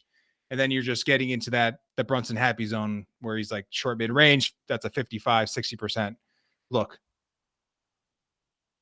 He's just an expert at reading and timing, and you're always off balance. And you make one minor error on your defensive stance and he just takes advantage of it. And here we go. Timeout, Kevin Ollie, because your team is about to get blown out of the doors. I don't want to get too. I don't. No, I know. It just they're trying to win this quarter by 20 points. This is what they're trying to do. Yes, they are. OG was like, no, it's not going to happen right now for you. I'm sorry, sir. I mean, oh my God. Josh Hart and OG on defense here, and then to start this quarter, just been dynamite. There's not letting them. They're smothering them. And this is, to me, one of these examples of like, did OG Anunoby have like the most impactful first half? No. On offense, I would say he was poor. And defensively, he was good defense. He was like a good, solid for him, right? Defensively, didn't play probably a whole. How many minutes did OG play in the first half? It felt like he wasn't on the court for all that much time. I'll look it up while you talk. I got it right. Oh, he played 19 actually. Well, you really felt his minutes. Oh wait, no, sorry. He played 17, so he sat for 7 minutes in the first half. That's correct. But like, this guy's a game wrecker. He absolutely wrecks what you want to do and the fact that could translate the defense into offense is just. I love that dude. No, he's a fun guy to root for. Yeah, I don't know how many are like him, man, in this league. I mean, there's some guys that are just close to him. I mean, Kawhi when he's like really locked in, but it's the stuff Van Gundy talked about on the broadcast yesterday. It's not just the length or the agility; it's the strength, the combination of all three of those things. Where there's plenty of rangy 3-and-D types, but very few of them have the strength and level that OG has. Like it's nuts. I mean, Kawhi and maybe like. I don't know. Is Kawhi like the only one that in terms of like that sort of combination? I mean, he's not as big. Somebody on the post game last night was like trying to compare Kawhi OG, and like I shut that down because like offensively they're not in the same conversation. No, I am only talking defense. Yeah. Yeah, no, we're just talking defense, and I'm like I was thinking, peak Kawhi defensively was. I mean, no, you couldn't switch him on to like. I don't know who, like, you could switch OG onto like Joel Embiid now. Like Kawhi wasn't switching on to whoever the best centers of the game were back in the day. But like 1 through 4, he'd just take out whoever it was. And to say nothing of what he would do off the ball, getting his hands in passing lanes and all that kind of stuff. And it's just so that's it. Yeah, it's good. It's a good one. He was just unreal. I mean, I'm thinking like I'm going back to like peak Artest, like that level of that's a good one. Like agility, and he was even strong. He was like his strength level, and when he was like at his best, and his agility and he can guard 1 through maybe 5. It's just it's a rare breed.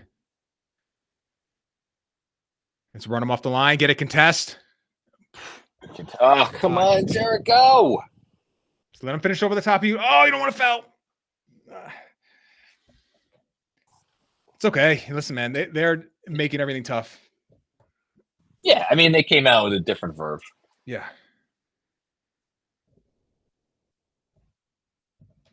You were talking first half minutes, so 16 for Hart, which, Low for him. Yeah, it's a little low. And I'm wondering if that's something that they're just keeping. We had an air ball. I don't know if that grazed the front of the rim. But it's nice that there's, DiVincenzo, so he was at 19, but it seems like maybe you're going to get Josh Hart to get a couple breaks here every once in a while. It'd be nice. Am I supposed to know who that person is? Is that like a celebrity? I think it was, and I can't help you. What are you good for? We need Claudio. We need someone. I don't know if Claudio's pop culture acumen is quite where you want it to be. Get that. That's a good look. That's a good look.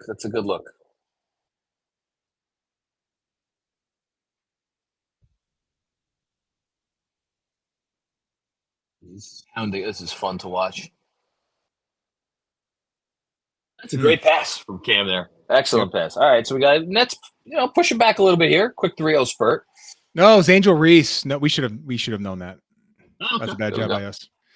I don't watch any college sports, so it's not like that I don't watch women's college basketball. I just don't watch college sports. Okay, big response there. Yep. Yes, no, she will be a top 5 WNBA draft pick in the next few days. LSU. All right.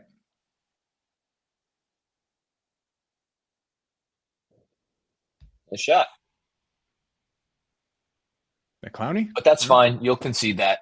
Absolutely. There's Devo coming up. They got to get it out quick.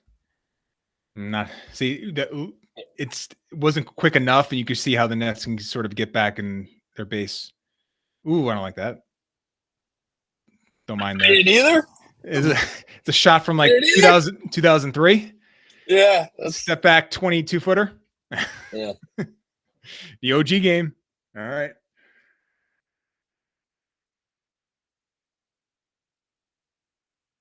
Get back. Josh Hart with a rotation. So good. That was a hell of a job, I thought, by Claxton putting the ball on the floor. Nice little trickery to make something happen, and the Knicks just... Oh, Jalen. That's tough. Giddy up, baby. Oh, my God, man. In and out, and that was contested. You can't fault the defense on that. Just a brilliant shot. And we got a Knicks lead. First lead of the game for the Knickerbockers. Gang rebounding. Here we go. Come on. Oh no. That was outside of it. Oh, come on, Josh. What are we doing here? What are we doing?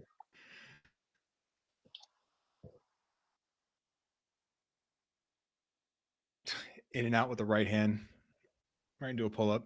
How hard is that to do? And then to make the shot. I mean, it's all incredible. He's a pretty good player. Yeah.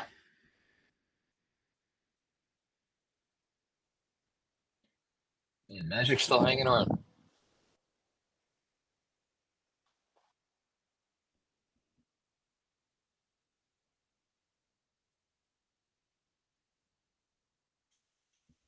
Awesome.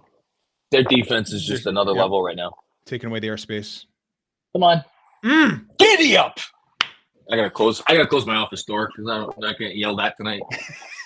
Tonight. No. No, not tonight. Not tonight. Not on my watch. Not tonight. I love that I can make all the husband and dad jokes with you, and it's just... No, because I mean I deal with the same shit. Everything. It's all good. It's all good in the hood, man. It really is. But it was like, man, it was a hell of a pass. So good. He's up to 8 assists all of a sudden. Mm-hmm. I thought that was a tough call in OG on that Thomas half hook floater. I would like to see a replay, but yeah. It was not. I'm sorry. Ball, That was ball don't lie. Watford. Ball don't lie.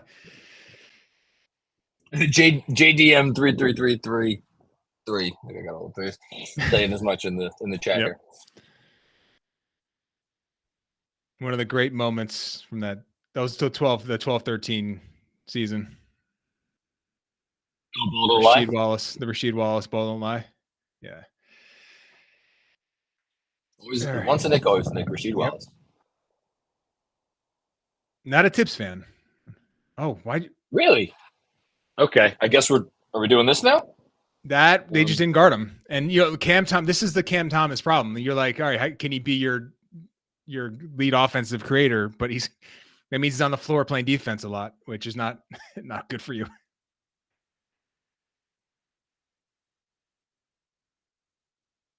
Nice. So that was just because OG just left the double and he didn't think that pass was going to happen.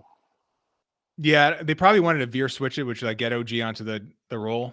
I have to watch it again to see if that was like the intention or if, I don't know what the Nets. I don't know what the Nets are doing defensively, but I'm loving this OG 3-point barrage. I don't know what the Nets are doing defensively. Right?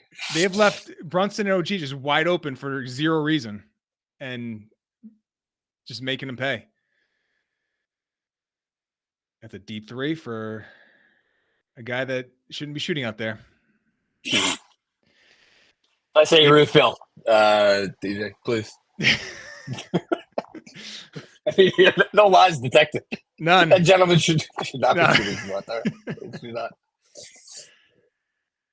So OG's up to 15 for the quarter. All in the quarter. All in the quarter. I wonder what his career high in a quarter is. I don't know if maybe Breen said it and I missed it. Oh.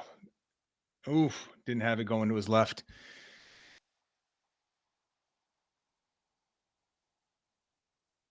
Okay. I like Sims getting in the muck a little bit there. Yep.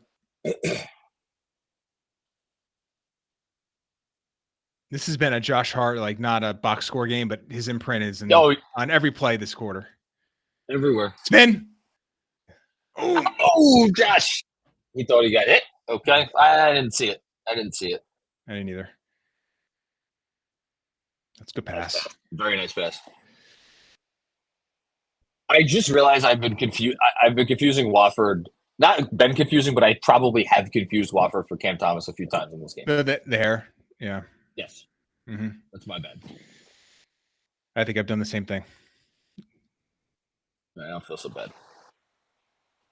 Oh, I forgot Watford went to LSU. And you know what? I should have known that because it was a hell of a job by him just to get that shot off. Yeah. I was in touch with someone who used to like train, not his trainer, not to be very clear about the verbiage, but someone who used to like work with him and do stuff that back in the old days when I used to like meet random people on Twitter and be like, hey. Yeah. What are you doing? But I forgot that I knew Cam went to LSU. That I remember.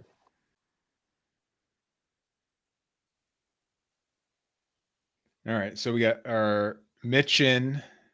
I thought it looks like Boyan entered as well. No, he's at the scores table. So we get our center swap. OG is blowing up all these DHOs. It should help. Blowing. I mean, he just that DHO attempt there with Thomas just erased. Okay, come on. Don't give him life, guys. Don't give him life. Exactly. What was the biggest lead here was 9? Did they get it to 9? I don't even. I can't remember. Maybe someone in the chat can keep us honest here. No, it got up to 8. 8. Okay. 2 on the ball. Make your spacing's a little messed up. Oh, that's tough. Oh, so bursty. Like in small. It's like he's in a phone booth and he makes these sudden moves that don't present as like high end athleticism, but they're just they are like there's no other way to describe like how quick he is in short areas. Of all of the ridiculous conversations that need to stop, is the Jalen Brunson's not an athlete one. It's ridiculous. That might be and God knows it has some competition for dumbest fucking conversation out there when it comes to this. Okay, sorry. Well, shot clock violation anyway. But like the Jessica, it's a good line. But like the notion that a normal person could do the shit that he does. It doesn't matter how many hours in the gym you spend. It's like you do need to have like I don't know what the specific combination of athletic qualities is, but like the dude's an athlete, just because he's not like or maybe our traditional definition of an athlete. He's an athlete. That's the way I think you hit it. It's like not in the traditional sense, but athleticism to me, I've always looked at it like ingredients in a dish where if you have too much of one thing, it's like that's a great call. Diminishing returns in a sense but if you have like the right combination, like granted, he is not the fastest end to end, but he's probably like a B+ there. He's probably an A in terms of balance and strength. And he's in terms of quickness, he's probably like an A-. So you like combine all these things and you have this dish that's just elite on that in terms of like true game athleticism that translates. That's not just your vertical that you do in an empty gym. It's different. He's different. He's just on so many levels. He's different. Yeah, it's just he's different, man. And I can't tell you how many times I'm watching a game and I'm just noticing new things or something different that I didn't pick up on or really hone in on and appreciate. And he just continues to add to his game. And maybe there's another level here. Yeah. That's what Tibbs said last night. That's his favorite part about him. He's not going to settle. He wants to keep getting better. And he's going to, and basically Tibbs was like, because he wants to keep getting better, he will keep getting better. Which I thought was like, it's like, sounds like such a simple thing to say, but it's, because how many guys, when they reach a certain level, and you would know a lot more about this than I would, like, are just like, all right, I'm good. I got to this point, right? Yeah, right. Or there's like some limitation that caps them out. It's like the off season. Fred Katz talking about the Knicks believe adamantly that there's another level that he can get to, and like I would hear that time and time, and I was like, because he said it several times, like he was really confident in who he was talking to. They were very confident that it was going to happen. It was always in the back of my mind, and then you just see it happening, and you're like, the level up to start the year, and then there's been like leveling up within the year. So there's probably like another ceiling, another like step he can take because he's just a different breed, man. We'll see where this thing ends up. For tonight, it's been pretty good. So I guess we'll do a quick recap or reset rather. Knicks up by 6, 82-76, after being down by as many as 17 points in the early going. By the way, I don't want to interrupt you, but I'll say this now. Very fun and aggressive kiss cam footage at the Garden. Oh, I was like doing my thing and I was zoned out in the Brunson appreciation. I missed it. I was paying attention. There are some people. There are going to be some either some contraceptive used tonight or some children made. It's Friday night, one way or the other. Friday night. It is Friday night. Oh, finish that. What a pass! Oh, what a pass! That's the second one he's made, cutting across the lane. Good stat by MSG. 6 turnovers for the Nets, 0 for the Knicks.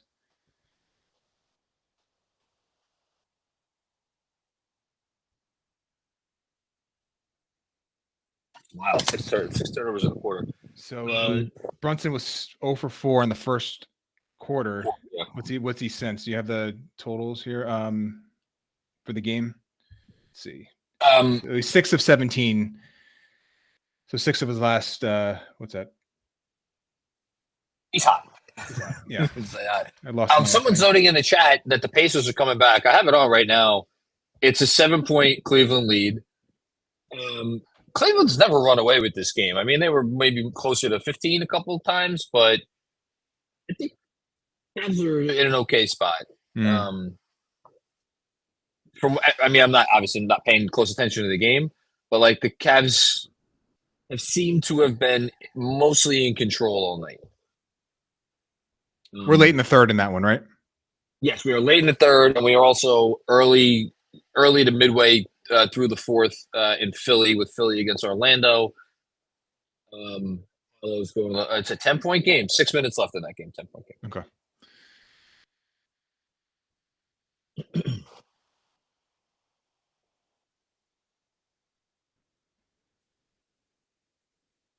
Nice aggressive swat there from Mitch. Unfortunately, couldn't come up with the rebound. Get that. Sure hands. Come on. They're over the freaking timeline. Yeah, someone in the chat just a few minutes ago was like, Jalen always gives me anxiety getting the ball over the half court line with like 17 on the clock. I get anxiety when anybody tries to throw the ball to Mitchell Robinson unless it's a dunk. Yeah, that too. And I just like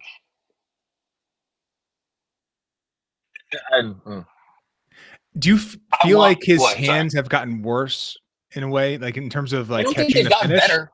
Yeah, well, I have this memory of thinking he had like better hands his rookie year, and maybe I'm just missing, or like there was more lobs and better lob throwers, but I just felt like he was more sure-handed like early, like his first couple of years. But look, Mitch is a wonderful player. He will impact winning on good teams for a very long time if he stays healthy. I want him to stay on this team. I want him to stay on this team as a backup. And I don't think there's any question about that. I think you're right.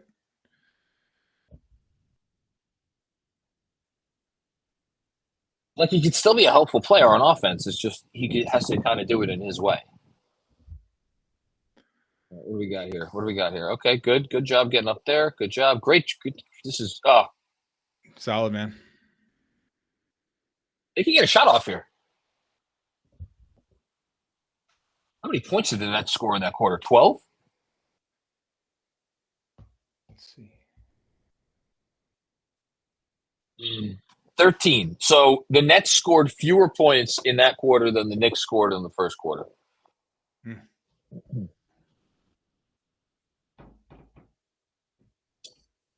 Nice attempt. Yeah.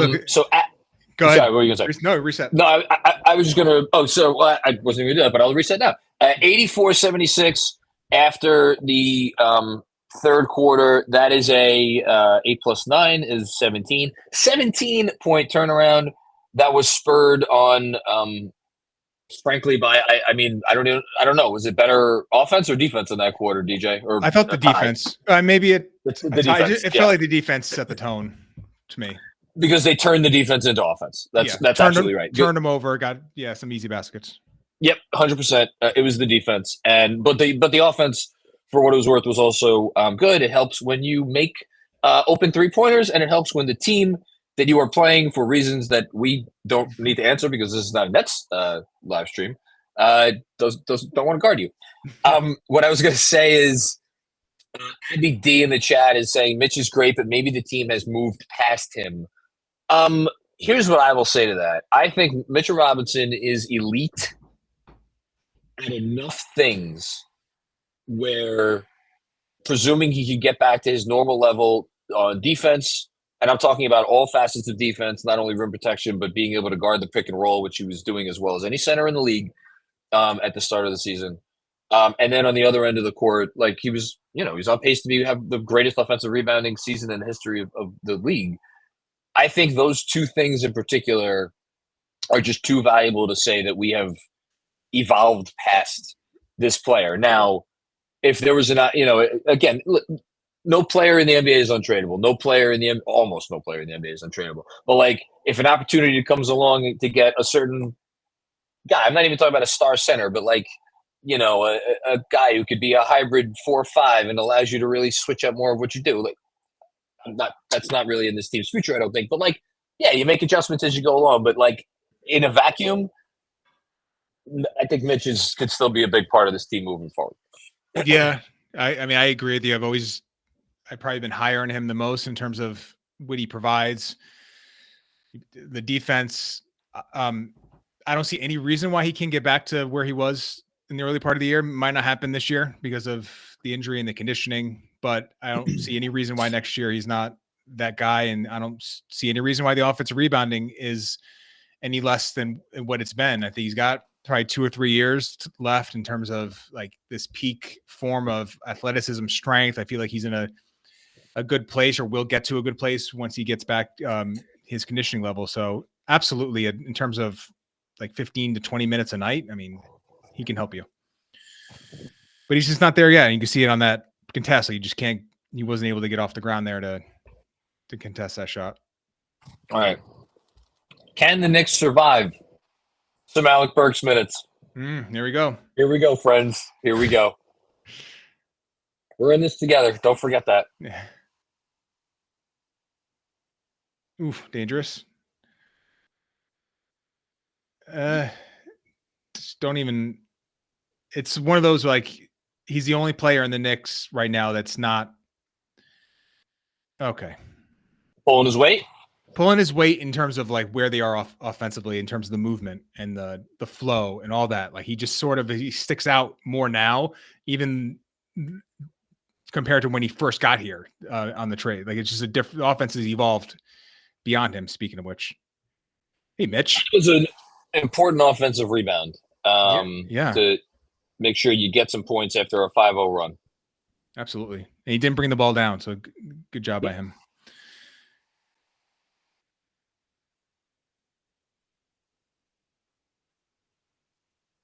Come on, you can't let that. You got to secure that ball. You can't let the 6-foot guy. You can't let the 6-foot guy get it. They got lucky there. They are really lucky. You think? Jeez. Oof. All right. Good. Come on.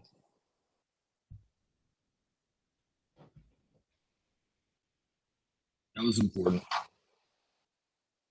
Yeah, Hart's been going to that left hand a little more. Vary up his finishing. You don't mind that? No, that's the shot you live with. Yeah, Kevin Danichevsky makes a point of it too. Hart's such a good finisher. Yeah, I like the left side of the rim finishing for him versus just everything on the right side.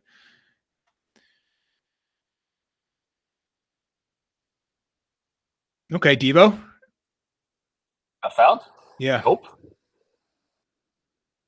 What do you think of the lineup out there right now? So we got 2 starters in DiVincenzo and Hart, obviously. You got the 2 Detroit guys, and then you got Mitch. I don't remember seeing this lineup yet. I could be wrong. Yeah, I don't remember seeing it either. It can't have been more than a handful of minutes. I mean, I think it works because I think the balance on both ends of the floor is decent. And the concern is like, I just think Burks right now is playing at a level that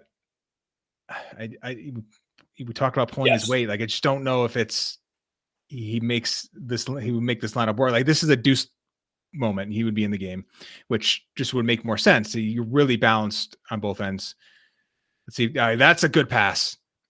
That is not a good pass. It's like such a smart decision by Bogey, and Hart's usually better at making a on-target pass, but he got it to the middle. It's what you need to do. Hart he couldn't finish it. Yeah, listen, an elite passer is making that with it's deflected. I stand corrected. Nice. I apologize. That's why it was so off target. There you go. Oh, swing it. Oh. Mitch. These 5 players have yet to play any minutes together this season. Okay.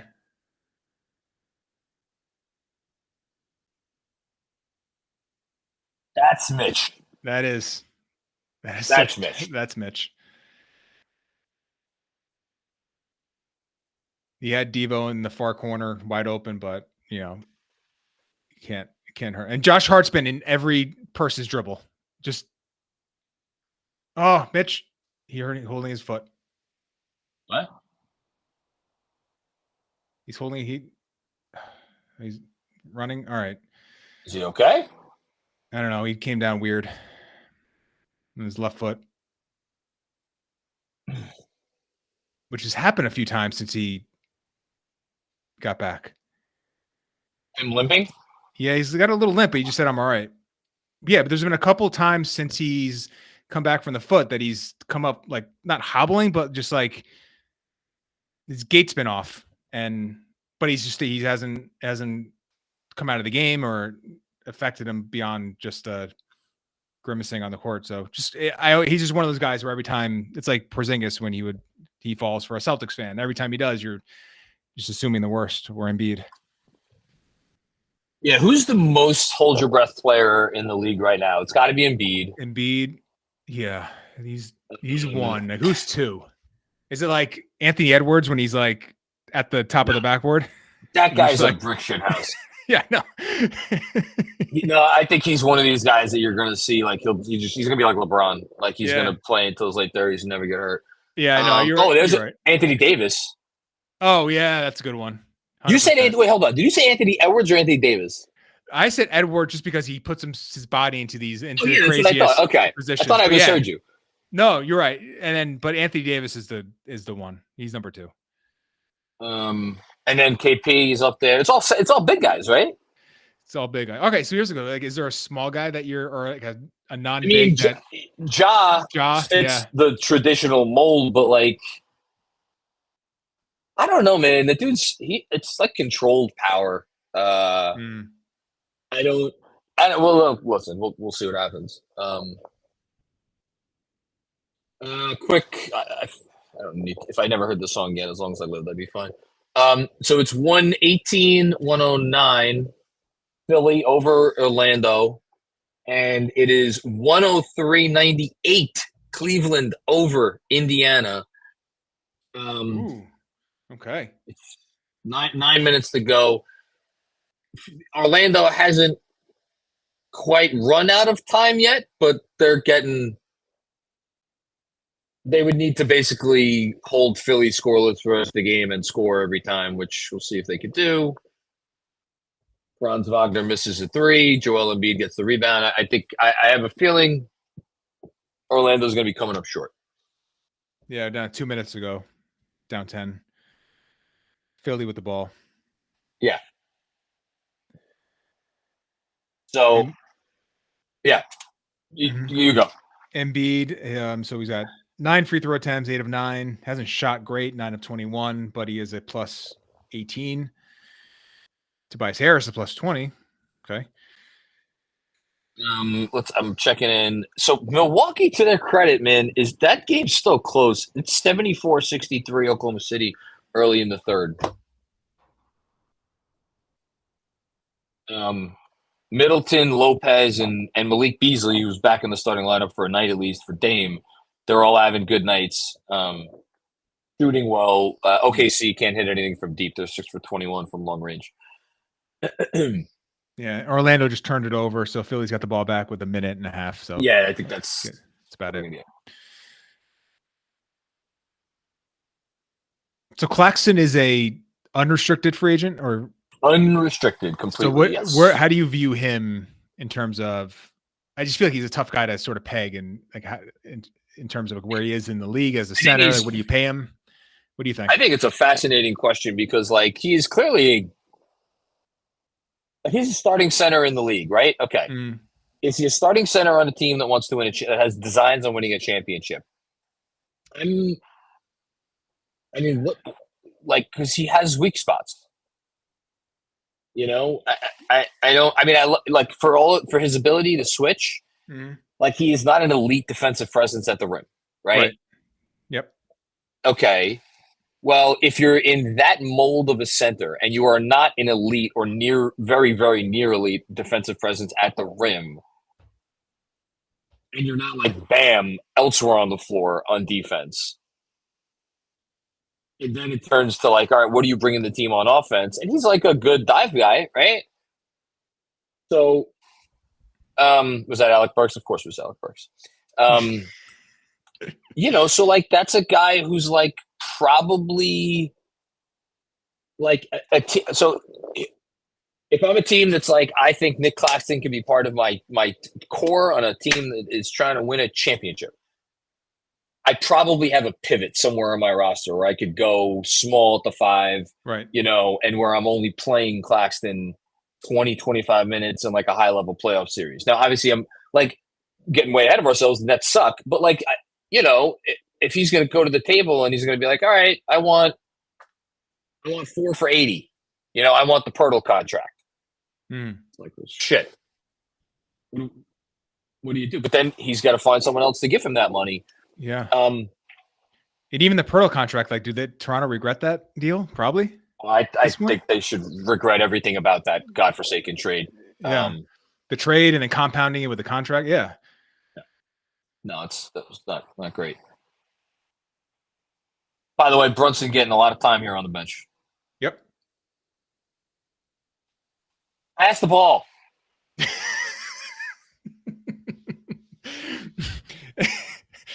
Oh my gosh. He's taken 2 just horrific shots in like a span of 2 minutes. Not even. And you knew that was going down. And we get here's the Jalen coming back. All right. Okay. Can I leave you while I run to the bathroom real quick? Yeah, go ahead, do your thing. So we had 94-86. Or no, I'm sorry, 94-88 with 7 minutes. I can't see the current time at the moment, but I assume Jalen's coming back in the game here, and we might get to extend this lead a little bit. I think just Josh Hart's been awesome in this half. Obviously, the Anunoby burst and Brunson scoring the ball. I felt like on the defensive end, the Hart Anunoby combination and just completely set the tone, turned the nets over, got them going. So we'll get Anunoby back here. I assume he comes in this after this timeout, get Brunson back in the game and try to extend this lead. 94-88 with 7:17. Win. Not going away. Maybe you win by 10 or 12. Rod Strickland, and Tim Thomas, still a couple of New York Knicks alums in the game.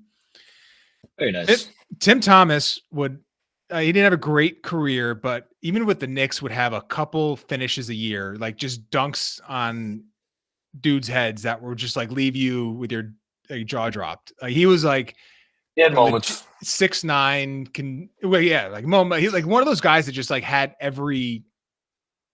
Like he was. You just wonder, like, if he were to put it together, like, could he have been like an all-star, perennial all-star? Like, he had the talent. Like, he just. Oh man, I mean, he was a top 10 pick. Yep. 6'9", can shoot. Had a moment in Phoenix late in his career, right? If I remember. That sounds right. Wasn't that a draft day trade for Keith Van Horn, where the Nets got Van Horn and Thomas went to Philly? Am I making that up? Well, Thomas did go to Philly. Hold on. I'm going. You're gonna look it up. Okay. Yeah, I got it. That feels right. I do recall that trade. Kevin Danishevsky, Pacers down 2. Yeah, I was just about to update. Okay, so Sixers win, by the way. Okay. Yeah, Tim Thomas, 7th pick by the Nets, and then traded for Van Horn. That's right. That was 97, 98 draft That was the Duncan draft, 97, 98. Yeah, correct. Okay, yeah. Where I believe that Billups 3rd? I think so. Yeah. 3rd or 4th, and then McGrady, I believe, went 9th.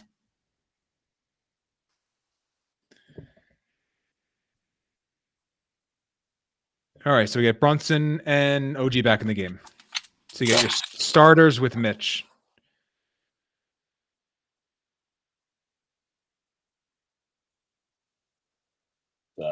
Not ideal. I missed that. What do you do? Traveled. Travel? Okay. Will we sweat this one out? I really hope not, but I mean, Cam Thomas, he could shoot you out of it. He could shoot you into a game. He could shoot you out of a game. You hope that with OG here, it is the latter. Yep. But a foul.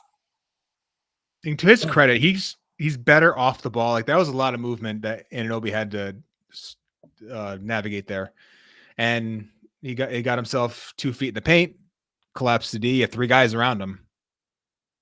Tibbs didn't like the call. Evidently not. Richie Guerin was the answer, by the way, on that rebounding question from earlier. Giddy up. Yep. Meanwhile, doesn't affect the Knicks, but the Lakers losing to the Grizzlies 86-78 midway through the third quarter. Wow. And is LeBron, we had their full complement? I'm not sure. I'm gonna check. Okay.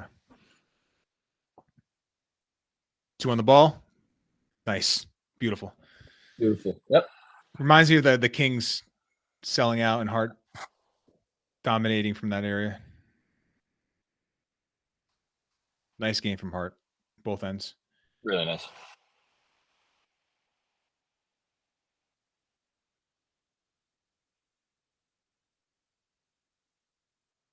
Oh. That's a hell of a shot. Yeah, it was big time.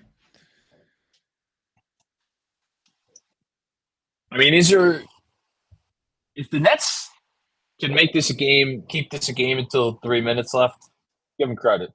Mm-hmm. I feel like it's going to take shots like that because the Knicks obviously are locked in. He hasn't made one of these in a while. Oh, he bounces right back up every time.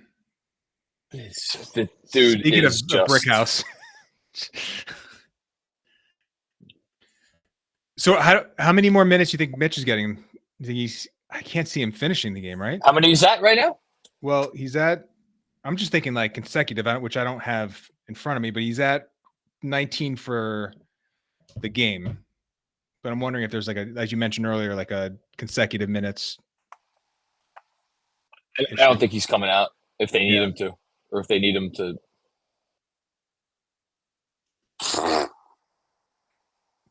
It's like the comfort level there versus like a Claxton on him. It's just you can just see it. It's different. 22 and 11. He's gonna. No, we'll see. He may not need to get 30, but DHO coming around. Anunoby trying to blow it up.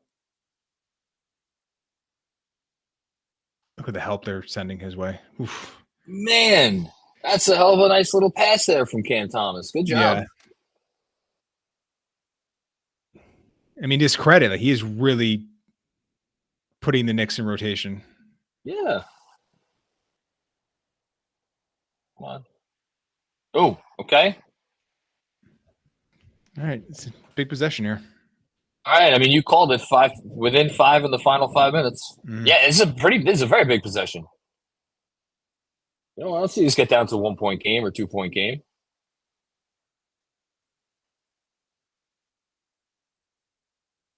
Oh, that was Devo. Great dig.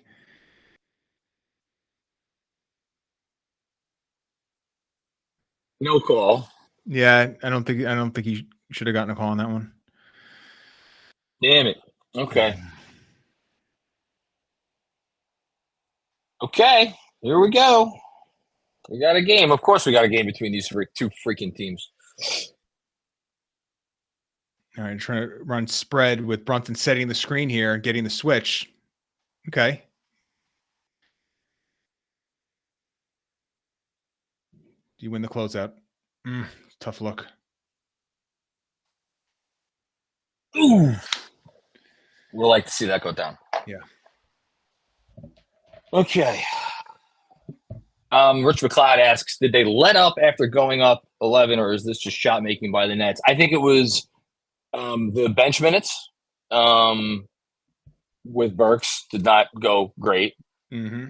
I mean, it lasted a while, but it was a 6-point game when Brunson came in. And since then it's been some nice shot making by the Nets. Yeah, and I thought, DiVincenzo, missed a couple like open looks. Like the offense is sort of bogged down a little bit here in the fourth. Yep. I agree. Like to see Mitch make one of these. All right.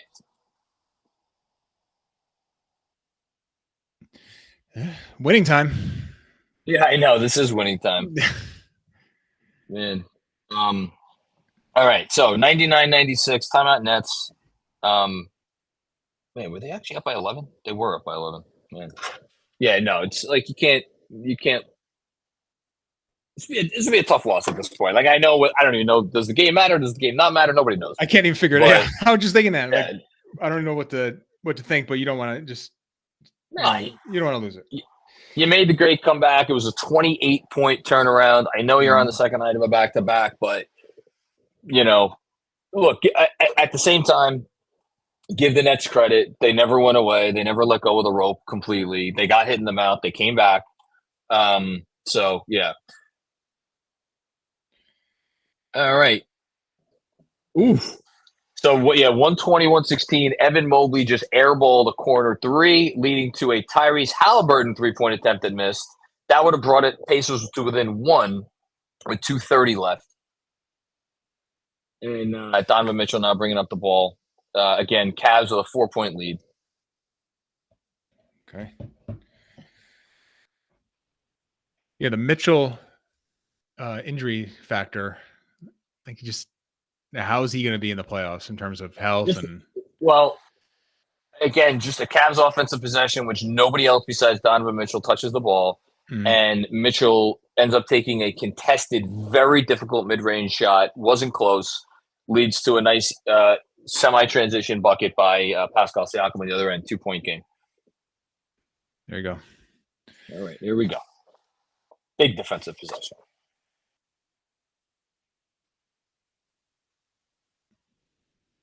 Did he get a piece of that?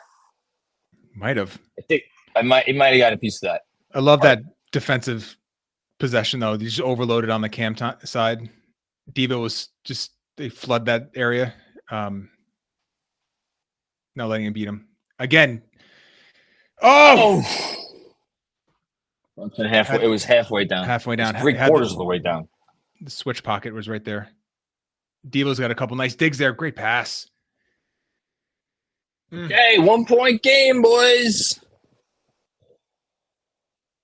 Under 3 to go. Hack a Mitch. Have we ever seen it? When's the last time we saw this? We had to have seen it at some point, right? Yeah. I feel like it happened this year, didn't it? I have a memory of it, at least. He looks tired, too. Yeah, but do you trust any other center in the game right now? No, I do not. I don't want anybody else in there. I definitely don't want Sims. There we go. And as a few mentioned in the chat, obviously Game 5 against the Heat, where he made, what did he make, 3 out of 4 in that game? Oh yeah, there we go. Yep. Good job. Yeah, I totally forgot about that.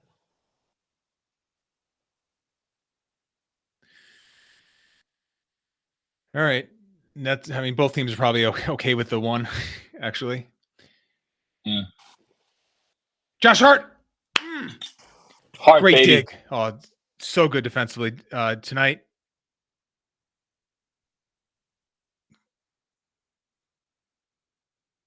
All right. Here we go. Listen, do all you want. Make your free throws. Mm-hmm.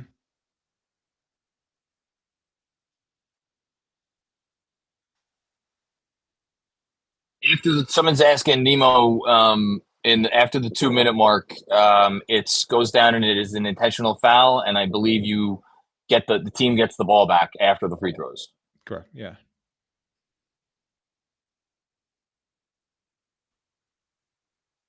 Why aren't we fouling Claxton? Because Claxton isn't quite this bad of a foul shooter, and also they have the lead. You don't tend to hack a player with the lead. All right, get Sims on the scores table. But why though? Because it's like by the time you get the ball back, get in there. Hey man, Shooter's touch. Let's go. Yeah. Nice screen. Man, Nets have run some nice things, man. That was a good like step up surprise screen to get Thomas downhill.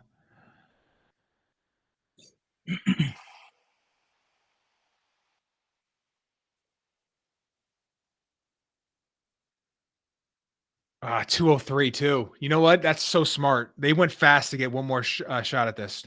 Yeah.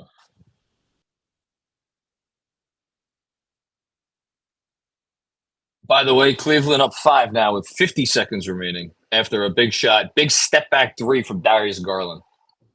Massive.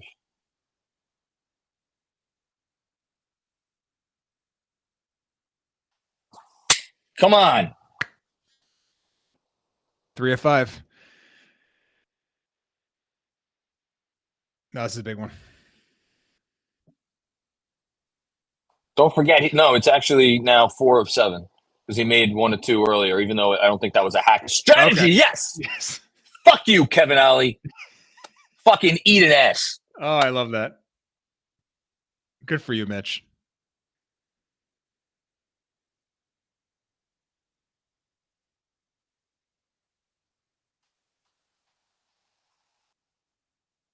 Good defense by OG. Hart with the rebound. Listen, if Cam Thomas hits that shot, you tip your cap. Tip the cap. Yep. Couldn't have played it any better.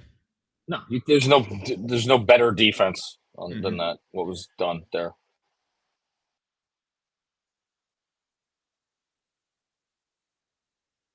Oh, right in the sweet spot. Love that.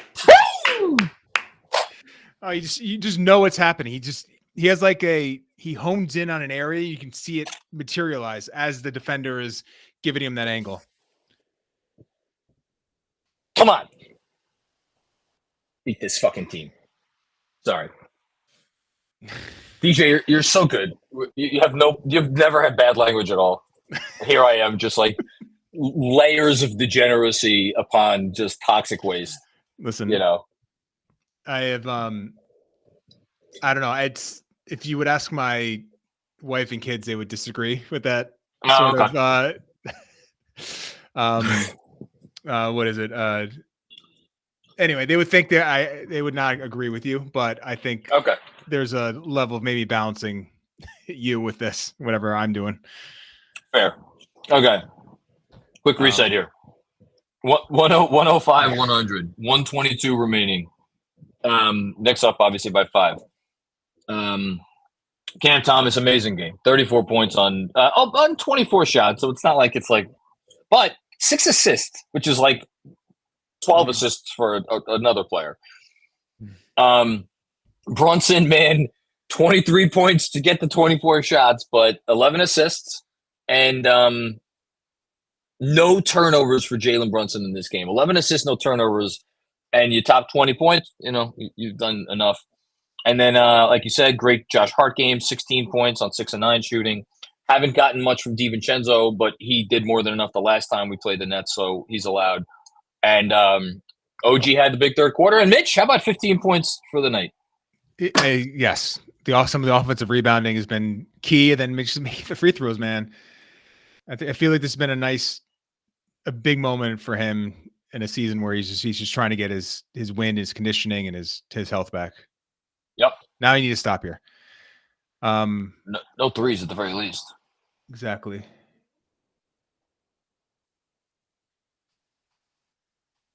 Beautiful.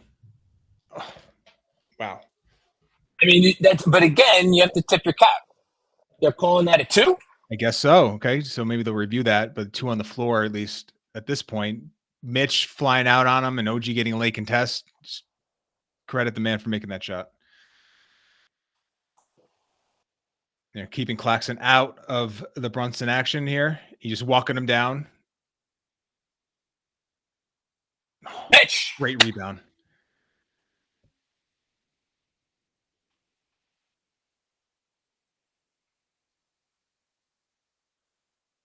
Woo! Big shot, man. Got to his spot. No foul. Mitch. Okay, it's okay. It's the last thing you need, but I mean, It is, again, just if he makes it. oh, No, that's absolute. Well, that was also an unnatural shooting motion. Did he move into the shooter? Or was he moving almost like away, like he horizontally? He catapulted himself into Mitch. That was nonsense. That was, I mean, Tibbs had a challenge, right? He hasn't used it. I don't know. I don't think they would have overturned that.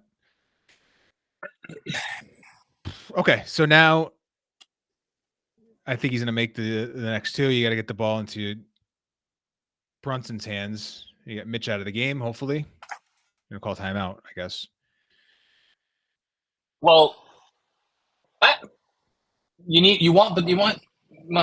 you hope you make your free throws. I was going to say, you want Mitch in there in case you miss a free throw for the offensive rebound. How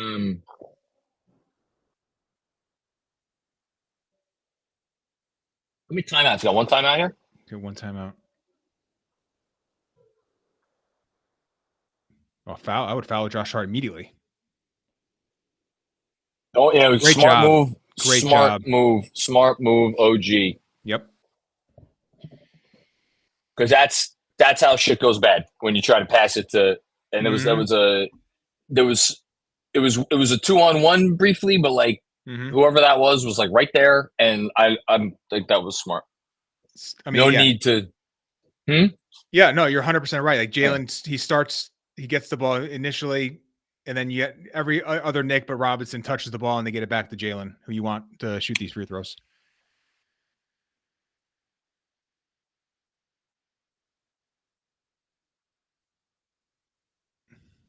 Yeah, Rich, I agree. Like as soon as Hart got to half court, like I would have immediately fouled him. He was the guy. That was the chance to foul like one of their, an average free throw shooter, at least. Oh, Cavs won. Cavs clinch a playoff berth over Indiana. Thank you for that. Too clutch. There we go. No timeout, even though they have one. Okay. Don't foul. Who's going to try to lay it in? Okay, get the ball in. That's a push in the back. All right, we're going to just let him push him for no reason. And why isn't that not flagrant? I don't get it. OG talking to him? Yeah, yes, yeah, absolutely. Fuck you. Fuck Brooklyn. Kids out there on the court.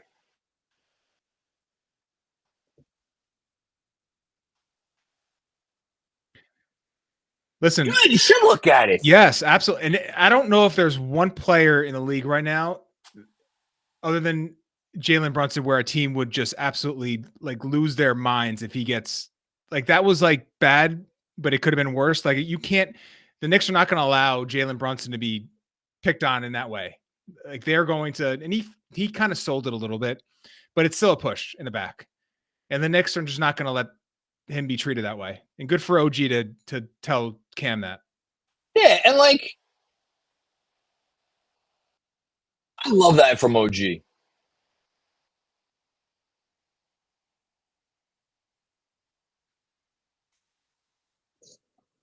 That's our guy. Yep.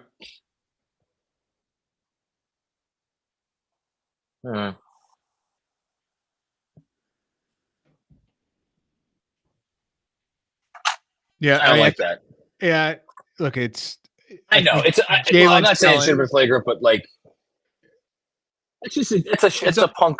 It is. That's what it is. That's what it is. Unnecessary. Completely and totally. Now sink these two free throws and make him eat it. Mm-hmm.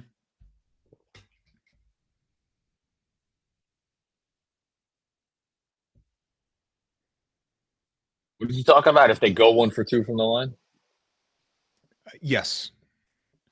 Well, which I don't know about. It's such a. It'll be such a I don't know. I wouldn't foul because you're pretty much going to deal with a catch and shoot. That would worry me a little bit, but we'll see if he makes these two. Make it moot point.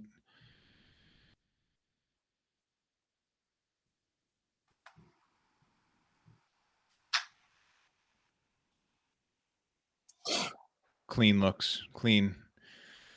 Yeah. All right. It's not much doubt about this. No. All right, here we go.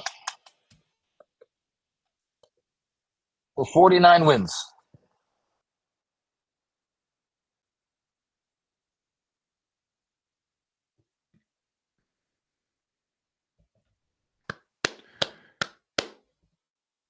Good basketball player. Yeah, man. He got the 30 after He got the 30. Not scoring. He didn't score in the first quarter, right? Did not score. Didn't make a field goal. Didn't score. Nope. Nothing. And Figured out a way. And like again, it's like so tonight the shooting wasn't there, but you have a player who 30 and 11 with 0 turnovers. Like impressive. You know, it's impressive. You know, look, Cam Thomas 41 points. He's made some insane shots tonight. And yet a great line.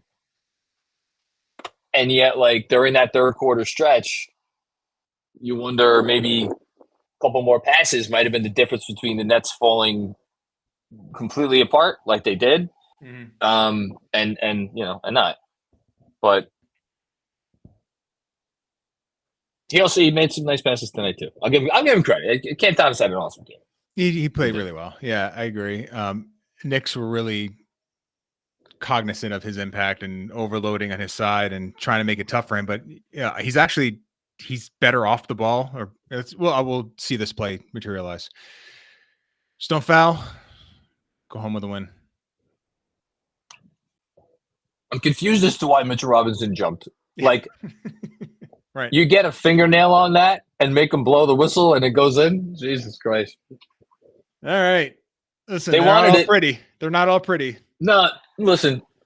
Like, you learn something about this team every time they take the floor, I feel like, and oftentimes you come away being impressed by this team every time they take the floor, even if it's not maybe in the way that you thought you would come away impressed. But I'm going to save my thoughts for the post game. DJ, why don't you wrap up?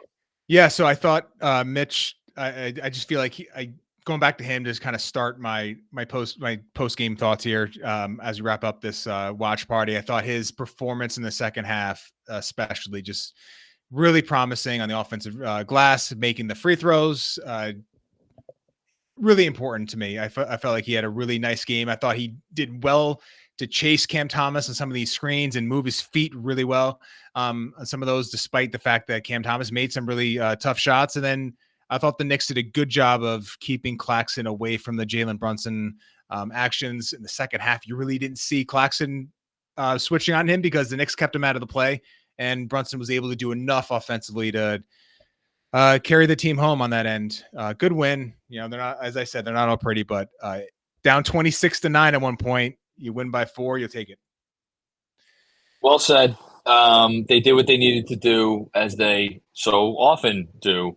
Good win. I'm going to hop over to the post game, and we will see you guys when we see you.